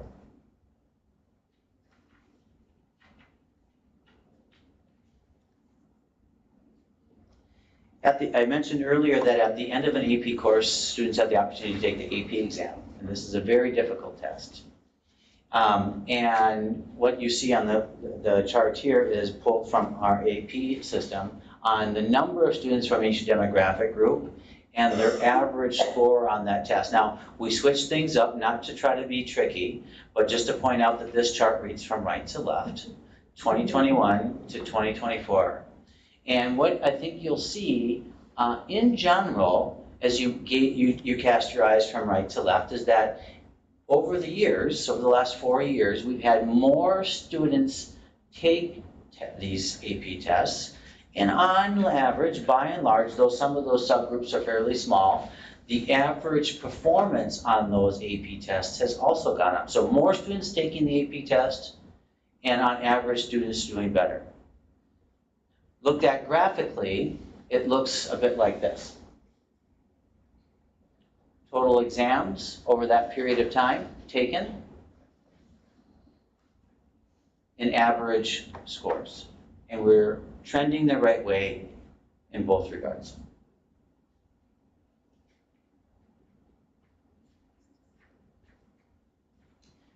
Earlier, I talked about culturally responsive student leadership and some goals that we have in this particular area. In 5th grade, we have partnered with an outside company called Storywork, and they come in and they work with our educators, and they go through a 6-series session on culturally responsive student leadership. That starts with students, and maybe some of the students in the room could do a better job of describing this than I could. I'm sure they could. But essentially starts with students having a conversation with each other around what are the traits and attributes of an effective leader. And then they transition to having, sharing with each other who they are as people and building pride in that. What is their background, their identity, their culture. They talk about how to build empathy in a relationship that involves leadership. They talk about developing interpersonal skills and communication skills, ending with them telling leadership stories. When we do this, long before we enter into the series of sessions touching on this topic, we send a communication home with families so that they have it, they know when we're doing it, and in that communication it has a link to the different lessons so that parents have an opportunity to read through that and say, is this for my child or is this not? And our goal has been to have 100% of our students in our system in 5th grade participate in that. I think everybody knows that having leadership skills is really a key trait to having success today and tomorrow, and understanding how to make a connection with somebody else, showing curiosity and interest and honoring who that person is an avenue to making a connection and to being able to serve as a leader.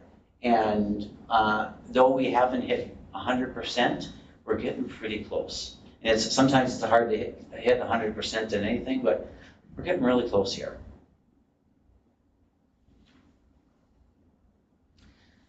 We have a state test. It is our MCA test, and we have looked at this data for a number of years.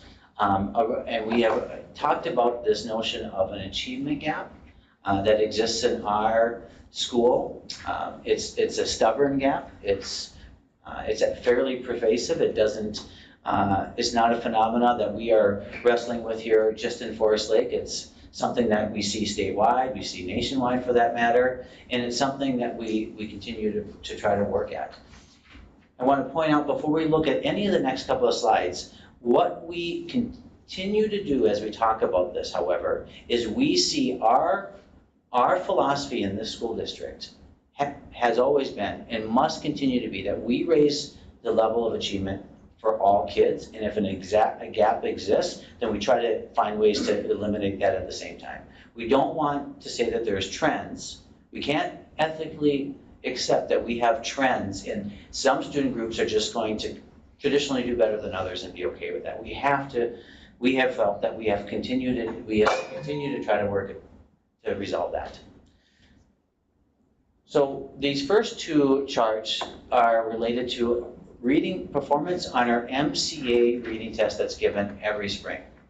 And what that, if I could just draw your attention to that first bar in a moment, in 2019. The maroon bar represents our students, our school district. And what that bar means is that in our school, if you read the top, the proficiency level or the proficiency gap between white students and students of color, what this means is that the overall proficiency rate for white students district-wide was about 20% more than it was for students of color. That's a problem. That's something we need to work toward. And as you gaze from left to right, you can see the maroon bars on the years that we have tested what our achievement gap has been. And it's continued to bounce around a bit. The blue bar represents what that achievement gap is statewide. And though we are not satisfied where we're at currently, we're doing far better than the state in this regard. This next bar represents the achievement gap between our students who qualify for academic benefits and those who don't. Again, there is an achievement gap that exists, something we need to continue to work through staff development, through programming. And then you can see us compared to the blue bar, which is the state as a whole. I'm going to transition to math here, where this same achievement gap exists. One of the reasons why we write and we have chased an achievement gap reduction goal. This is what it looks like in math across the given years. Between students from different racial demographic groups. And this next one is from students from different economic levels at home.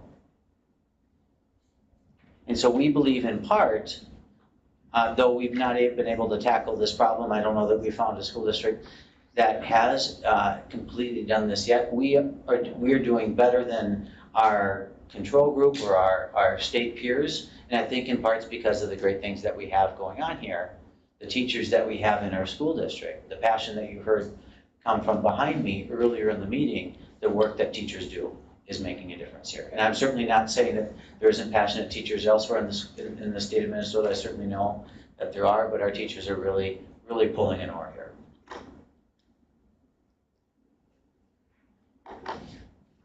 Let's talk about getting kids to walk across that stage and shake their superintendent and their school board chair's hand and accept the diploma in 4 years. That's a goal that we want to see achieved by every student who walks down our hallways. And here's our graduation rate over the past 6 years. We always get this a little bit late. So you would say, why don't we see 2024 there? The state gives us this data. We release it upon the state's confirmation, and it's a 4-year graduation rate, so we get it a little bit late. So but this is what it looked like up until 2023. You can see we saw a pleasant jump there in one of our groups, both of our groups for that matter. This is something where we want to see both of those lines meet in the top right corner, where 100% of our students are graduating from high school in 4 years, whether they come from families that have a little bit of money at home, or whether they come from families who qualify for educational benefits. And again, here is that same analysis. We've got work to do, but we're heading and we're trending in the right direction.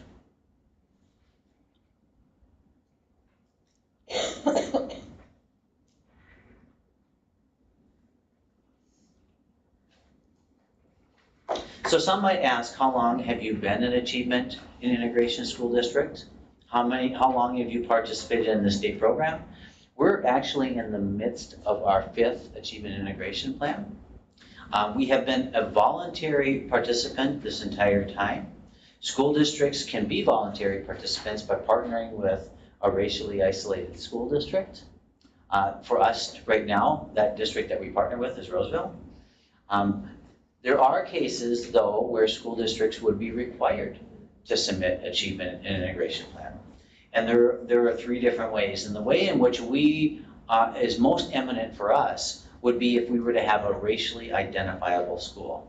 And what that means is if we were to have a school in our school district that had non-white students or students of color at a rate 20% greater than our district average, then we would have a racially identifiable school. And at that point, we would be required to have an achievement integration plan, a plan that we have done voluntarily for a number of years. If you're curious, what you can see right there is the percentage of students of color that's growing in our school district over the last number of years. We're becoming increasingly diverse, which is a wonderful thing for our school district. And you can see what that change over time has been in our most diverse school. Graphically, you can see that we're at a point where we're going to reach that 20% here in a few years. So our current plan, as I mentioned earlier, we're in year 2 of a 3-year plan. And we have goals written in 3 basic areas. We have goals around achievement gap reduction, goals focused on integration, and goals focused on providing students with educators that are highly trained and effective. So here are our current goals within our current plan, year 2 of that plan. Both of these are achievement gap goals, achievement gap reduction goals, the first being in reading.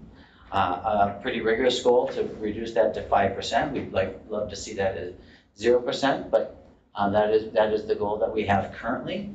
Again, a mistake of repeating myself, raise achievement for all while making sure that that gap continues to reduce.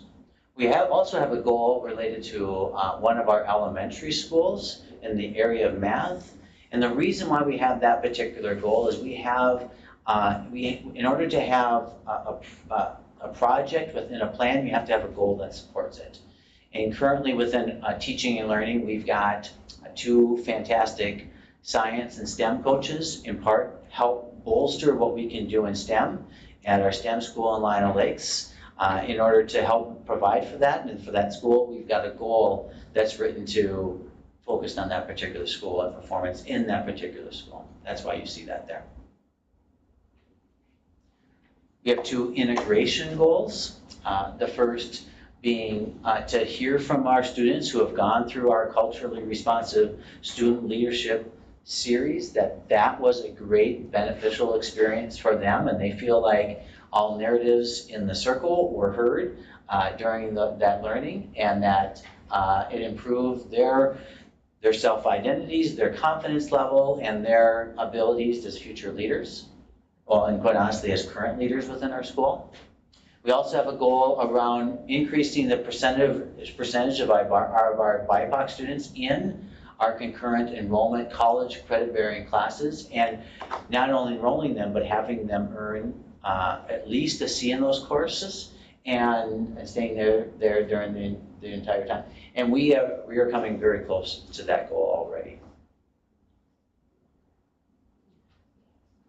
And then a final goal area is access to effective teachers. To find ways to continue to train teachers on practices that help them make connections with, not only just interpersonal connections, that they have caring, healthy relationships with students that might come from a demographic background different than theirs, but they also know how to make connections in a classroom when teaching new content or new ideas with people that might have a different background and schema than theirs. They might just have different experiences and see the world differently. And so knowing or having those skills when teaching is really, really valuable.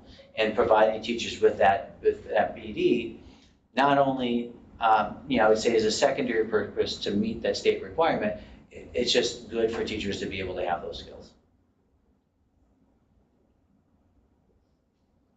So with that, what I would say is within achievement integration, our purpose has always been to focus on using what we can, the resources, the additive resources given to us through achievement integration, to integrate all of our students into all of our programs so that we don't have programs that represent just one particular demographic of students, that we've got an integrated school experience for students, that we continue to build bridges with families who might not have traditionally connected with us for whatever reason, whether that's language, whether that's not understanding our school system, that's level of comfort, that we find ways to make those family connections. We've talked about that at our C&I committee tonight. We talked about this here around communication. Communication is so key, and sometimes it's not easy.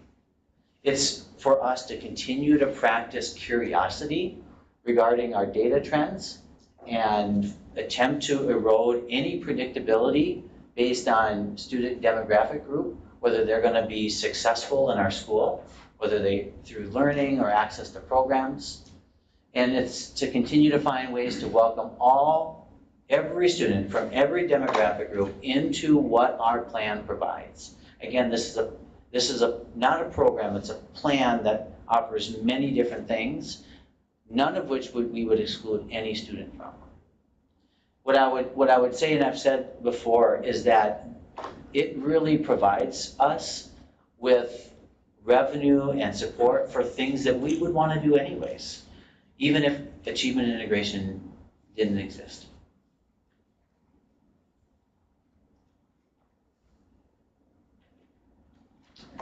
So with that, I'd like to open it up to any questions that you might have for me or comments. Mr. Chair, move take a 5-minute recess.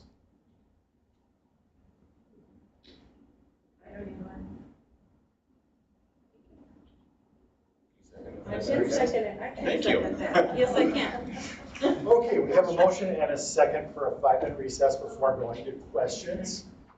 Is there any discussion? All right, seeing none, all those in favor vote by saying aye. Aye. Aye. All those opposed? Yes. Okay, we will recess.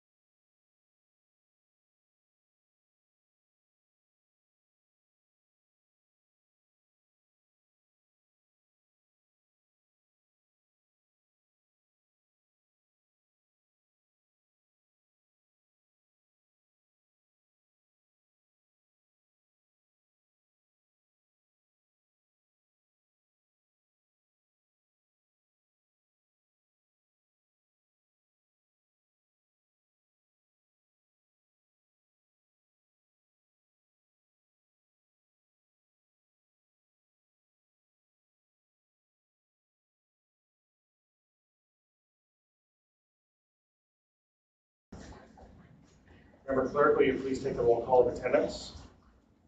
Yes, I will. Member Tyson. Here. Member Ribbeline. Here. Member Corcoran. Here. Member Hagland. Here. Member Antonsen is here. Member Castle. Here. Member Christensen. Here. All right, all members are here. We'll dive right back into it. Director Jacobson, I'd like to thank you for the presentation. It was very thorough, it was very good. I know there's going to be a lot of questions, so here's what I propose if it pleases the board. We'll just kind of go one question at a time. We'll bounce between members, and I promise we'll get to all of them. If that's acceptable. Who would like to start us off? Member Hagland. I'll start off. I have several questions, Director Jacobson, but one question that I added on to my previously comprised list of questions. During your presentation, you made a lot of references to the AP programs. Doesn't the integration or achievement integration plan focus, isn't it the intent of the program to focus on students who are already struggling academically?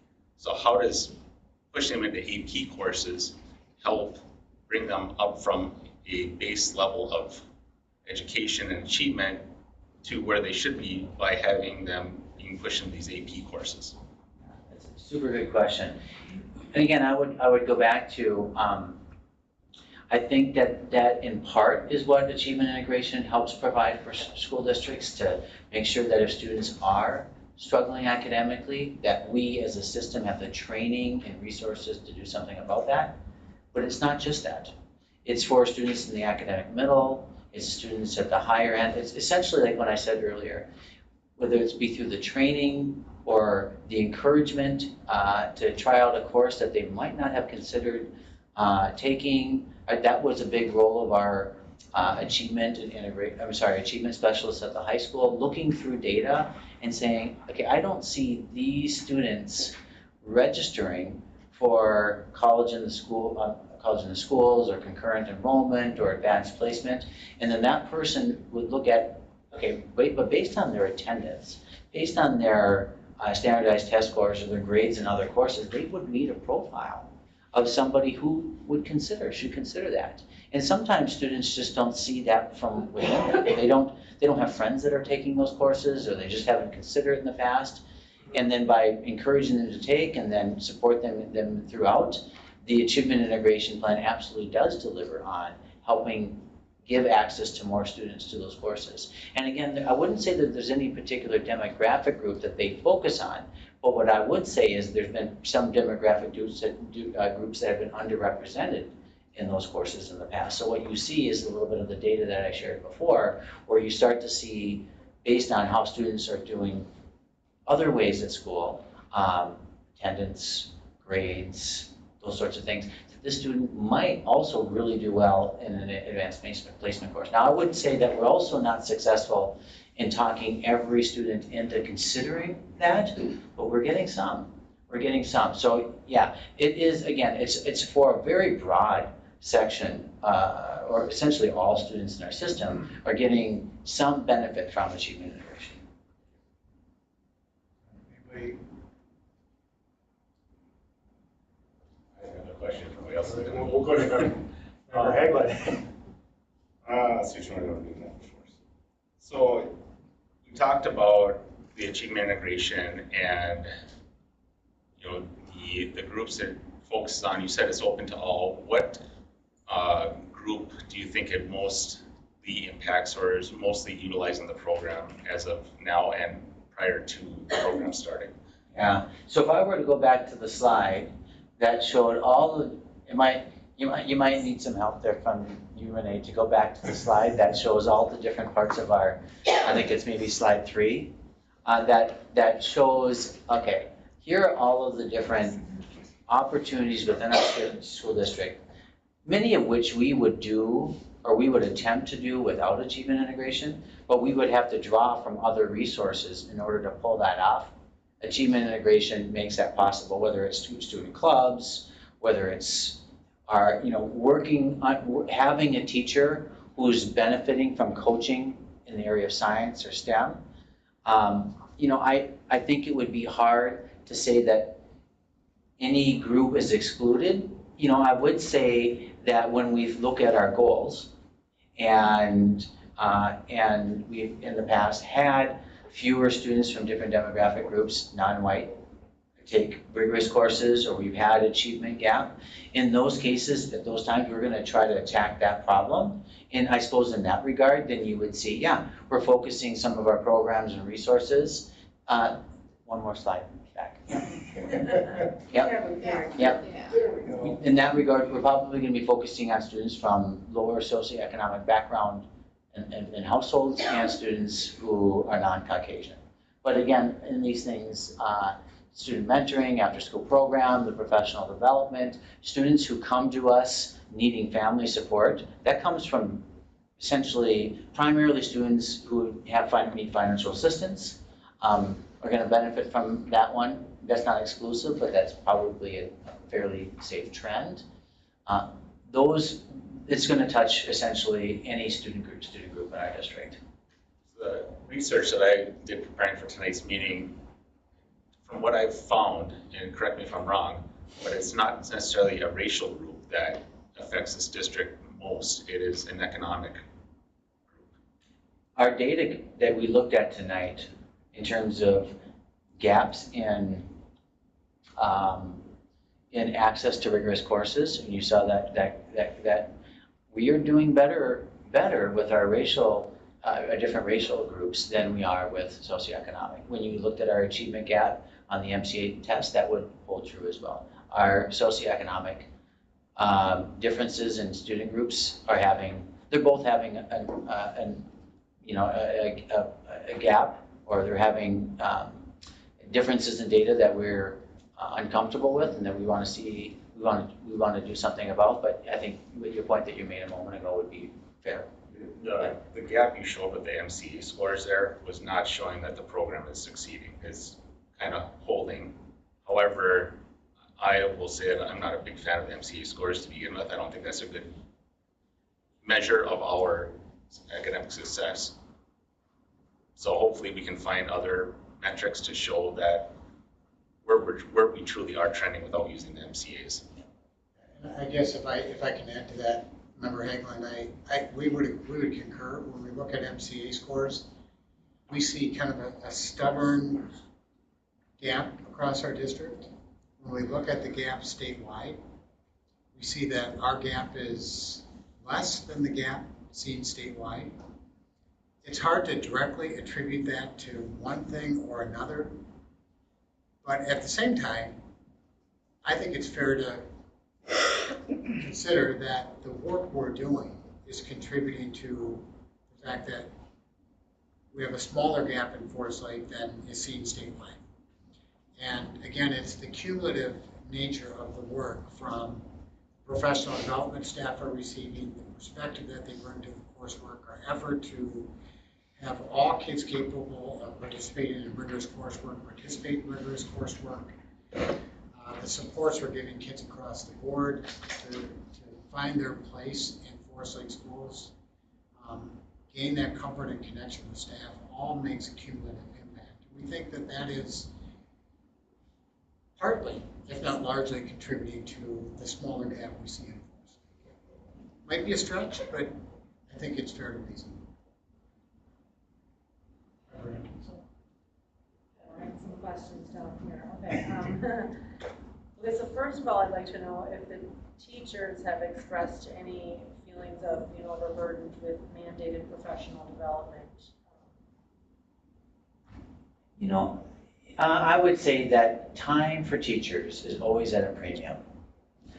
With the many different things that a teacher juggles, from planning to communication with families to grading, a number of things. What we have attempted to do in our district is to set aside specific days where we just professional development days that we have on the calendar. So we don't welcome students into the building or send them home that day. That is a day set aside for professional development.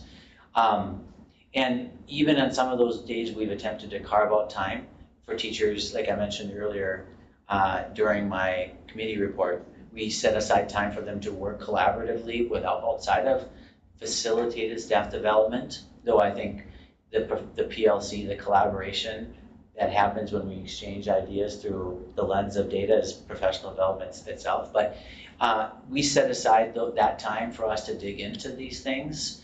I would say, as you heard from some of the teachers here tonight, this has been helpful to them. But I think your radar is spot on when you're identifying that, yeah, time is precious. And it's one more thing on a long list of things, but I think that the teachers would, and our system would agree that it's still benefiting kids and benefiting them. Paid time for them and you create it, yeah. Yes, it would be a professional development days on a compensated day for teachers is their contract. While they're grading the papers. I'd actually like to piggyback on that Ranson's question here. We got a presentation in November showing us the results for the 2020 to 2023 Achievement Integration Plan. And goal number 3 was specifically directed toward teachers and PD. And we had a goal of 100% of teachers attending the culturally responsive teaching or leadership practice. And we only met 45%. Do we know what the restriction was there? How do we improve those numbers so we're more successful with the goals of the separate program? Yeah, I think that's attributed to the type of staff development that was written in that goal in the form of a book study or training on the Danielson framework. I would say a much larger cross-section of teachers have had colleagues stand in front of them through a presentation probably better than the one that I just gave you on what culturally responsive teaching is and its importance and what it looks like.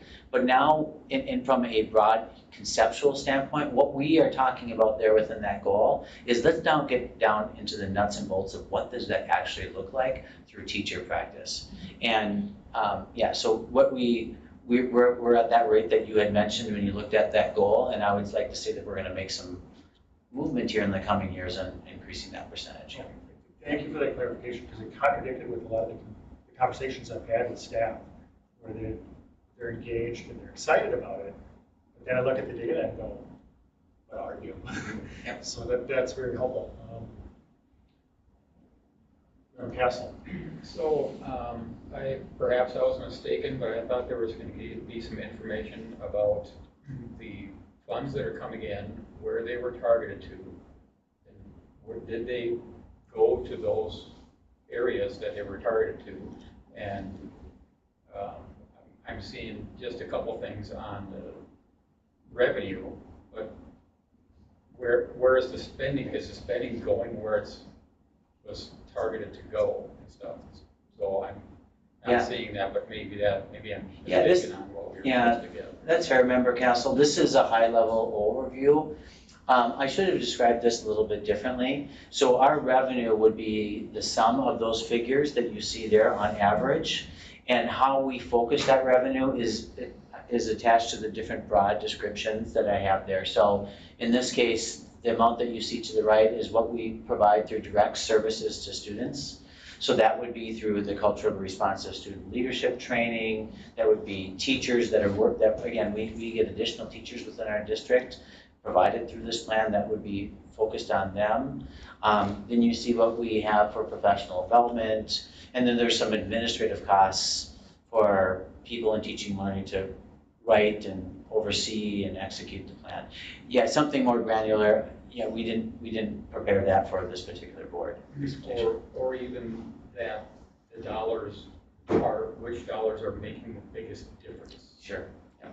Yeah, which is the most important thing. We want to make the biggest difference. Absolutely, yeah. Yep. And another point, I don't need to take two at a time without being mentioned or noticed, but so Abraham Lincoln grew up in poverty, yet he became the President of the United States. So, and I was, my father and mother divorced when I was school, and so we were in the income bracket, but we didn't have all of these programs and all this kind of stuff. And the 5 siblings, myself and my other 4 siblings, have all done very well, with the exception of one. And to me, it's the interest. So where I'm not seeing, like, we're getting the students interested in things, as opposed to, you talked about leaders and everything, but we need every single individual, not just leaders. Where I work, I'm not a leader. I have a person above me who's the leader of our area, but all the people in our area also need to have, every individual needs individual attention. I'm not a big fan of groups. My best friend in 2nd grade happened to be brown. I don't care. I don't think the kids don't care what color any of the other kids are until we point it out to them. I have a problem with racism altogether, and I think that pointing it out causes it. And as far as that integration part of this, academics is awesome. I don't see that the kids really have problems with each other until they're kind of told that there's problems with each other. That's my experiences when I was growing up. And most of the children or people that I talk to, and where I work, it's completely everyone. Everyone works there. And we don't have problems with each other. We don't have this stuff. People need to stand up for themselves. Rosa Parks is an excellent person who did that. She stood up for herself. She's not afraid. I have an issue with the safe spaces, because when you get out into the world, it's not safe. We need to teach them to stand up for themselves, to be strong. We need strength. Every single person, regardless of what group people might want to put them in. Yeah, I think what you talk about there is that there are certainly individuals that can overcome some challenging circumstances or overcome things and be widely successful. But I would say it is our charge as a school district, when we notice that that's not happening, to find a way to give confidence or boost that student, or like what we were talking about earlier, create an environment where students, through their own leadership, support and boost each other. You talk about an environment around people respecting each other through all differences, and I'd love to tell you that is the current environment that we have in all of our classrooms. It's something we work at and we have to push for.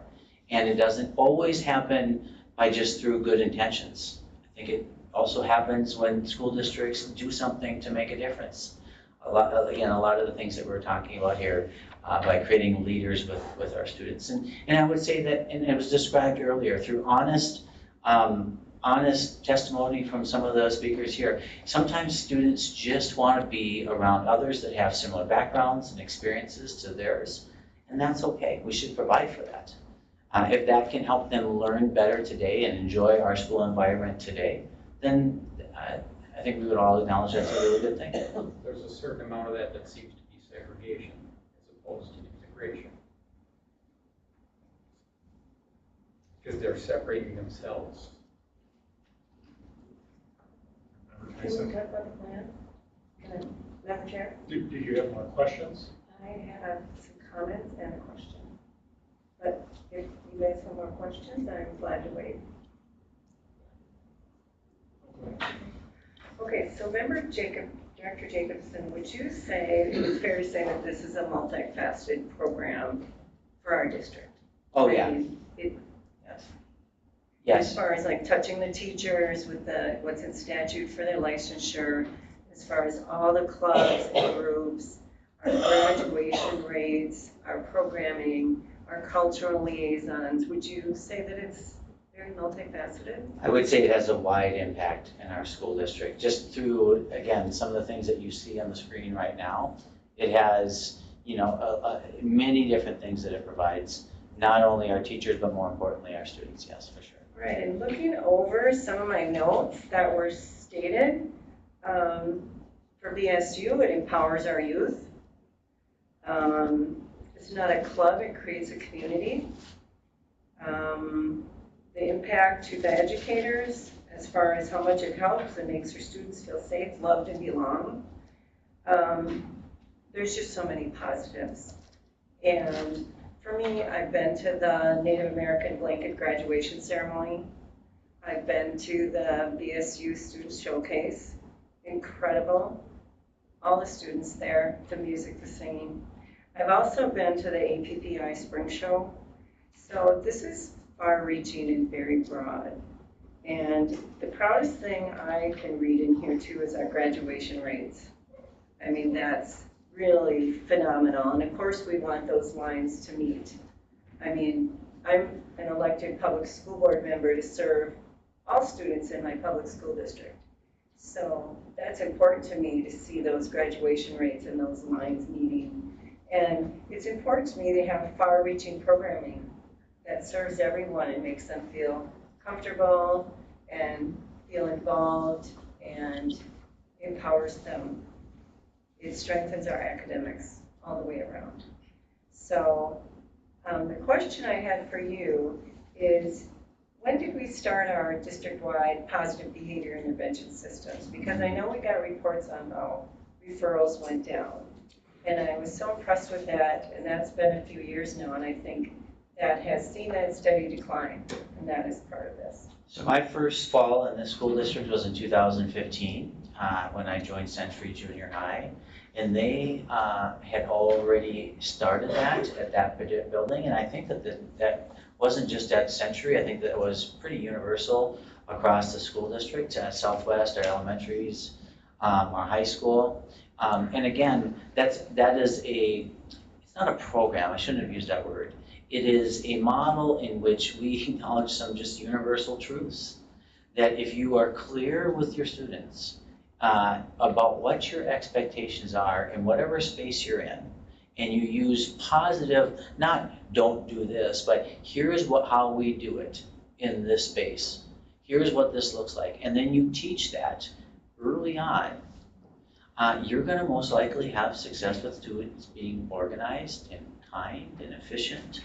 If you acknowledge people for doing the right thing, is 5 times is more than you point out to when they've done something wrong. You foster really positive school climates where kids, by and large, want to do what's asked of them. And this was, there's a lot of research to support this. And it was in place before I was in the school district. Maybe Dr. Massey could point to a year more precisely than I could, but I'm guessing around 2011, 2012. We've had it district-wide. Yeah. Okay, thank you. You know, I feel, what? Did you, No, I'm done. member Corcoran? No, Christensen. Or Christensen, I'm sorry. Yeah, I just had a comment and then I had a question.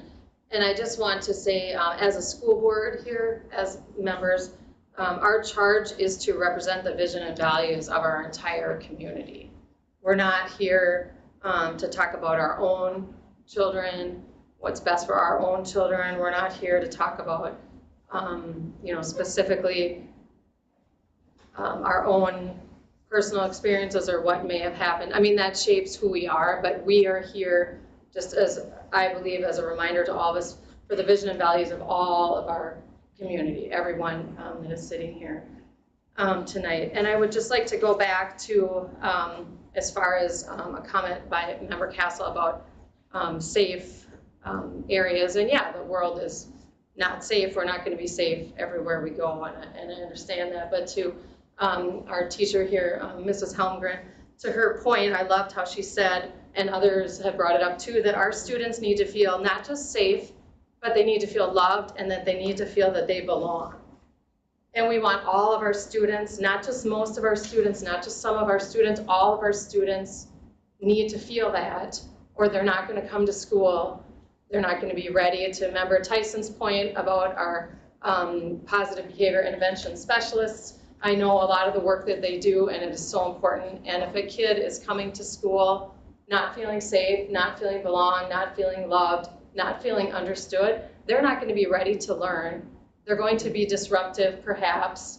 They're going to take time away from the teacher when the teacher needs to be focusing on the 20 students they have. You're going to be spending time with the one student who came to school not prepared to be here, and they're not feeling safe and loved and that they belong here. So that is, in my opinion, that is what we are here for. I feel super strongly about that. So my question is, getting back to a racially identifiable school, if we could just touch on that just a little bit, because I know it was really confusing when I first came on the board and I didn't really understand how that works. Could you just really quickly how that works, and then with the trend at Lionel Lakes, the way I'm understanding it, it is going to require us possibly to have a plan, and so we already have a plan, and so let's just, we already have one. So yeah. if you could. We're going to try to pull up that slide here in a moment, but essentially what that means is if you have a racially identifiable school, that means you have a school in your district for which the students of color, non-white students, the percentage of students that meet those racial demographic groups is 20% higher than your overall district average. And so what you can see here is since 2021 and long before that, our district has been, our overall district has been growing in diversity, benefiting from that growth. But that overall district change is being outpaced by that at one of our most diverse schools. You mentioned Lionel Lakes. So what at some point you can see in 2021 that difference was about 11%, and now it's touching 15%, and we're changing by a little over 1% per year by my estimation. And so in the not too distant future, that we're likely going to touch the threshold by which the state, if we didn't have a plan, the state would say you need to develop a plan. I have just one more comment based off of Member Castle and Member Christensen's comments about the safe spaces. I don't think we need to have identified safe spaces in the school, because every single square inch of our district our buildings should be safe spaces. So to say that we need safe spaces, to me, is kind of a misnomer, because the entire building should be buses every place. As far as like having the different demographic groups, I see Member Castle's points, and I have to agree that if you don't have a group for every single demographic or ethnic group in the school, aren't you isolating other groups? And potentially, and if you don't have a mixture of different ethnicities or racial backgrounds, demographics within those groups, are you really achieving what you want to have? Because you're still, it's that identified group just meeting with each other, you're not really integrating anything there. And then my final comment, and these are just points or comments, my final comment is I would like to see more of where we were at prior to this program from an achievement standpoint. I think our focus here and our first and foremost priority needs to be student academics and achievement. And if the program isn't improving student achievement on a year-by-year basis, regardless of whatever group you're in, then I think the goals or something in the program needs to be looked at and adjusted, because having flat achievement or declining achievement or up and down isn't meeting our goals. So I would like to see maybe some more numbers, and I'm going to plan on meeting with you later on, so hopefully we can dive into some of those topics one-on-one. I just wanted to speak to Member Hagelin. I meant safe spaces like in general, not like the corner or something. Like I meant school is a safe place, the bus is a safe place. That's what I meant, not designated safe space. Not a room, yeah, just a feeling of, yeah. Thank you, Member Porter. Well, I was just gonna talk about a little bit about student achievement, and how you said about the numbers, but I mean, it's this plan is more than that. It doesn't come down to just that. It has such a, like you said, multifaceted program with the teachers, with the state licensure requirements. All those things feed into it. It's not just student achievement. It has so many different facets that can't even be measured as much. I mean, we're talking dollars and cents here. So if you didn't have the plan, how much, I mean, I'm just wondering how much money all these little parts would add up to. I mean, if we had to fully fund it ourselves, how much would that be? That's what I'm saying. I mean, that is my bottom line, is how many hundreds of thousands of dollars out of our general fund would we have to pay for all these parts that we have to still do, like the mandates, the teacher licensure, all those parts that we as a school district should be doing, even if it's not, like I say, student achievement, and we also should be looking at that. But these other parts are so important for our mental health of our students, our staff. I mean, these things can't be measured in dollars and cents. That's what I'm saying. So I would like to see, I mean, maybe I can direct you to see how much are those pieces. Member Castle said, how much would that cost? If we didn't have it, how much would we have to pay? So that's one of my questions too. Thank you. Member Atkinson. I was just gonna say, piggybacking off of Member Hageland and thoughts that I've had before too are we not further isolating people based on race, gender, whatever, with some of these affinity groups that we have going on, because we're working on integration. So I do fully understand, I mean, maybe I don't, about being a minority, or, you know, I mean, I'm a female, I wouldn't understand that, I couldn't say that I do. So I'm not saying,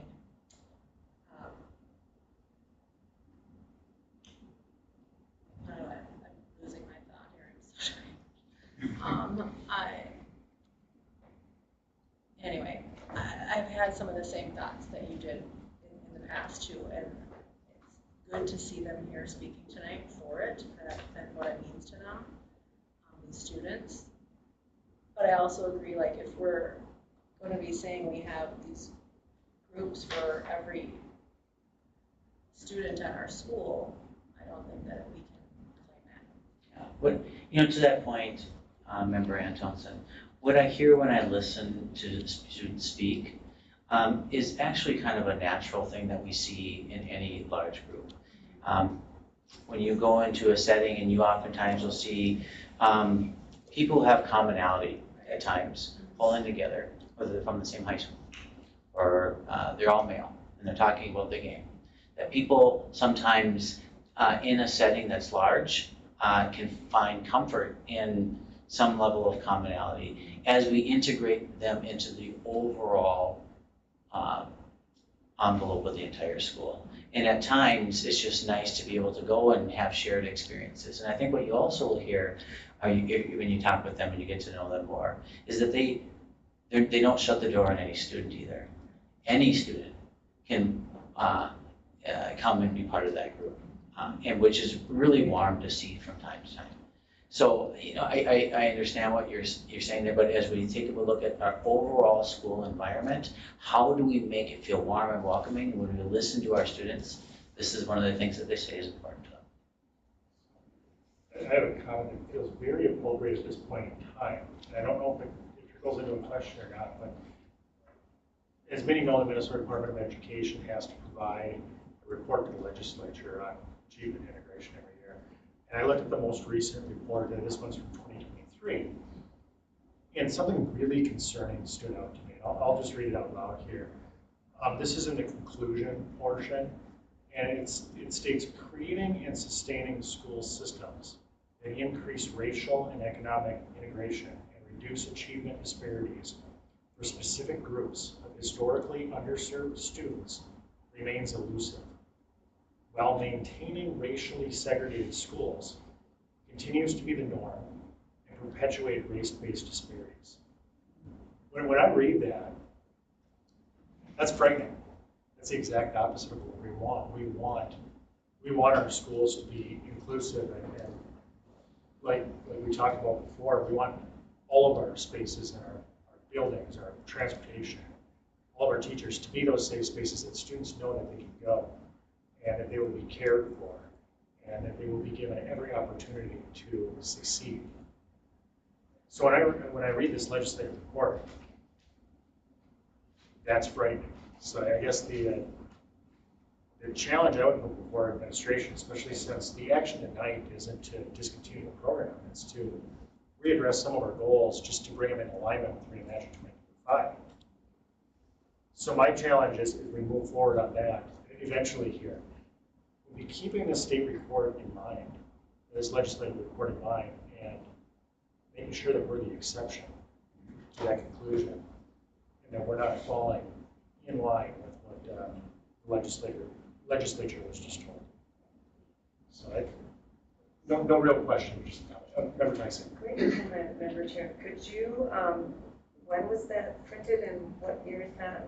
Yes, that is the Achievement Integration Report to the Legislature. On that? 2023. All right. I believe that is the most recent report. And you said it's MDE? Yes, it was MDE, and the copy that was provided to me was retrieved on January 11th, 2023, so I would suspect there's hopefully a more recent version of that. That's 2 years ago. Okay. But I was unable to find anything more recent. But that's the singular sentence, although very long, it struck me when I first read it. Does anybody have? I do have a question. Yeah, Member Tyson, Thank you, please. sorry about that.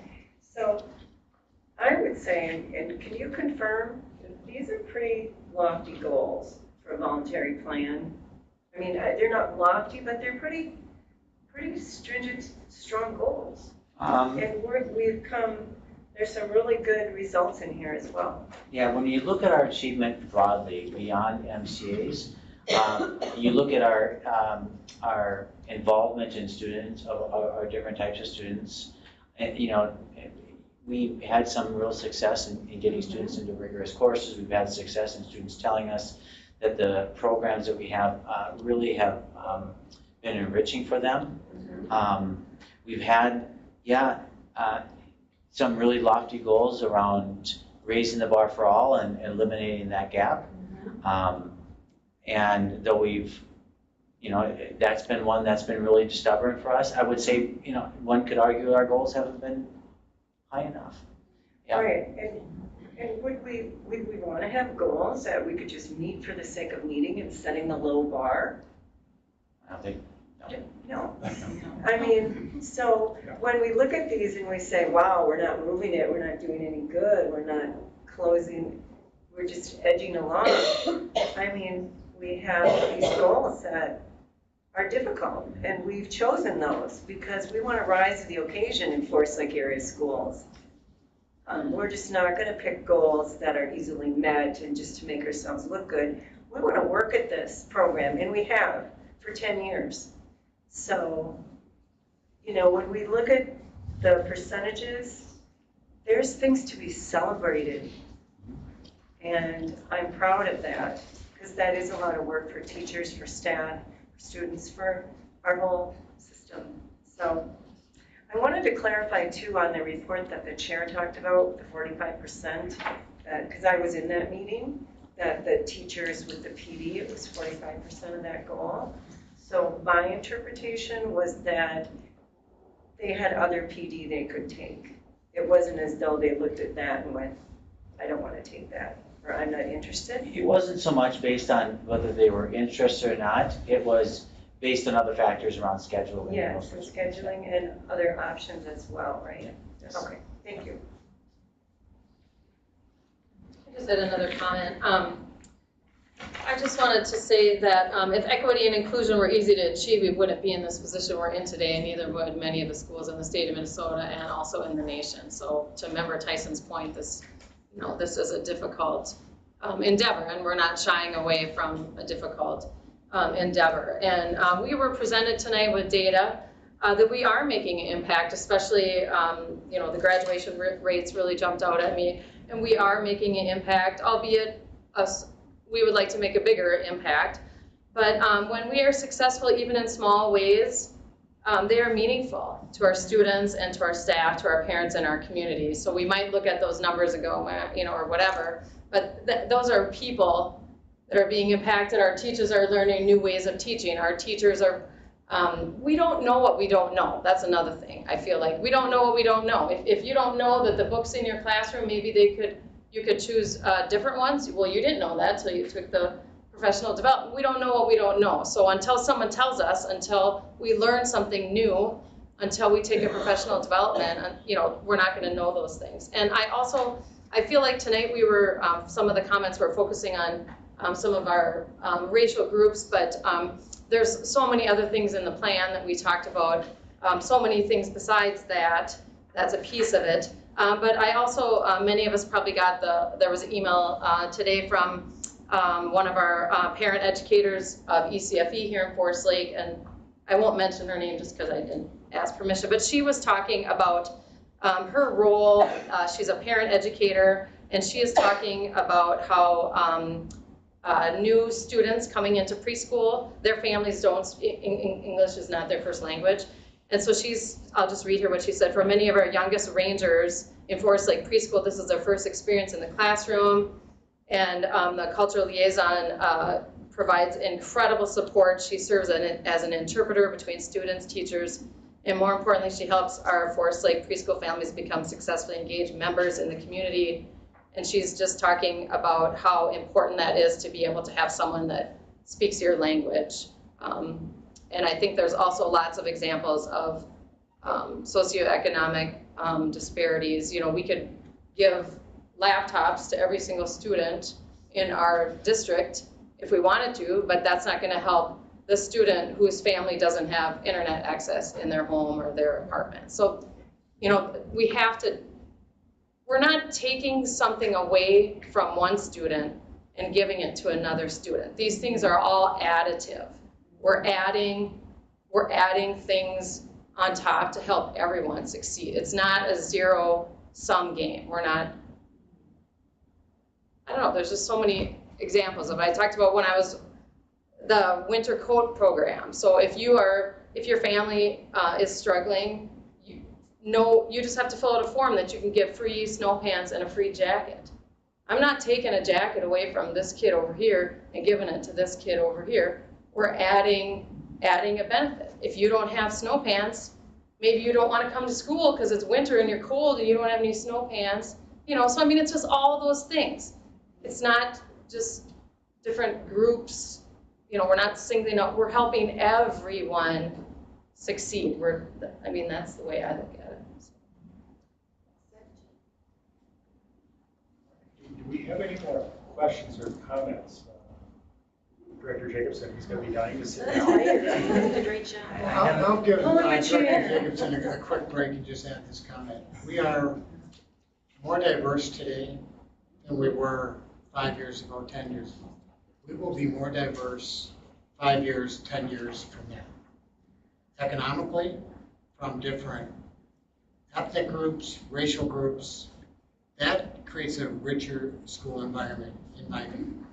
And we can't leave it for chance or hope that we end up creating a space where all kids belong. We need to be intentional about that work. We need to be strategic about that work. We need to be responsive to the families and the students that come to our schools. And when we have an opportunity through achievement and integration to bring the resources to bear to do that work, to support the long list of different services that you saw here tonight, allows us to do that work. And when we do that work well, and kids find a place in our schools, they will thrive. When they don't find a place in our schools where they belong, they're going to struggle. We know that to be true. So we're not perfect. We want our results to be even better. And hopefully, as time goes on, we'll get better and better at the work. But this allows us to do the critical work to create a school environment where every student finds a place within the thread. Excellent Thank you. summarization, Thank you. thank you. Presentation was great. All right, with that, we've been given a recommendation by administration, following board discussion and questions, to direct administration to work with MDE to modify year 3 plan goals to align with the district's K-5 elementary model with the objective of raising achievement for all students. I would entertain a motion to accept that recommendation. Second. Motion and a second. Is there any discussion on now this motion and this direction that we're going to give to administration? All right, seeing none, all those in favor signify by voting aye. Aye. All those opposed? All right, it's unanimous vote. We have acceptance of the day. Okay, that brings us to action item 7.3 to discuss school board policies. Mr. Chair? Yes. I move to table 7.3 to a later meeting when we've had more time to review them. And I've been at a conference for 2 days. Would you be opposed to tabling that and choosing another day, maybe more of a workshop? If we have a second. Second. All right, is there any discussion on tabling item 7.3 to a future meeting? Well, it's almost 10 o'clock. We're tired. And I mean, it'd be really nice to see the first, like what the original policy was and then the changes, because I don't know what those changes are compared to the original policy. So I don't feel like I have a clear knowledge of that. So I would like to do that. Thank you, Madam Chair. If it wouldn't be helpful to have our HR director kind of review those and go through those with us, because that's quite a few, that's 16. It's quite a few. So I think that might be helpful as well to have, like I requested this side by side to see the originals and the differences, because I This don't is remember them all.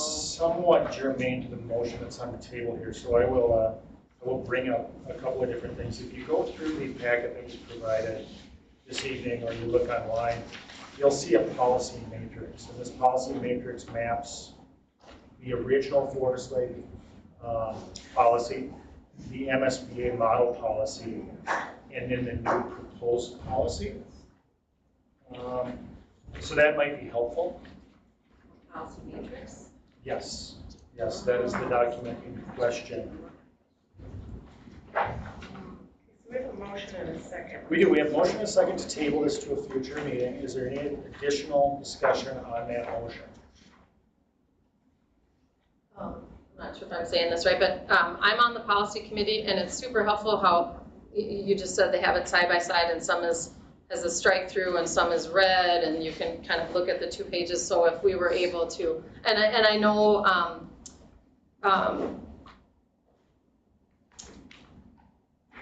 know she prepared, Director Friedman, sorry, prepared a document for us, and I read through that and made notes and everything, but it would be really great to have kind of what we do in policy committees, sort of this side by side. And I just arrived, I didn't even get to look at that. Yeah, I will confess, I wrote many of the proposed policies. Mm-hmm. I did not have redlining on it, but I can attempt to see if I can retrieve that, so we can look at them side by side. Director Friedman did call out probably about 95% of the things she did catch about everything. No, her document is very thorough, but it is clear to me that there's some new language, and in some parts there's some material changes, and we need to take time to get it right, because it's not just going to affect our board, but it's going to affect incoming boards. And like I said, it's just really helpful to be able to track the changes. But I do want to thank you, Member Eveline. Yes, You put in appreciate a lot of work on this, so thank you for that. And I do agree that it just probably deserves a thorough looking at. With that in mind, and with the current motion that we have before us, do we want to add a specific time, or is that something that we can talk about in the background on when we would want to bring this back to the board? Maybe our next committee night? Yeah, I was going to say I'd be fine with the next meeting. Committee night is more of our workshop night. Yeah. Keep in mind, we'll be doing boundary updates. That's right. Mid-month. Maybe in the next meeting. Well, would the board chair be open to sending some dates, or the superintendent? Absolutely. And Yes. then we could figure that out, but I'm not like, what? Yeah, Can we but- do that? yeah, that's I fine. We can appreciate table the it and just leave it open. We'll put it on a future agenda, assuming this motion passes. Is there any more discussion on the motion to table? All right, seeing none, all those in favor, signify by voting aye. Aye. All those opposed? All right, the motion passes and we will table the school board policies to a future meeting. With that, I see no new business, and I will entertain a motion to adjourn. So motion. Second. Hey, motion and a second. All those in favor of adjourning signify by saying aye. Aye. All those opposed?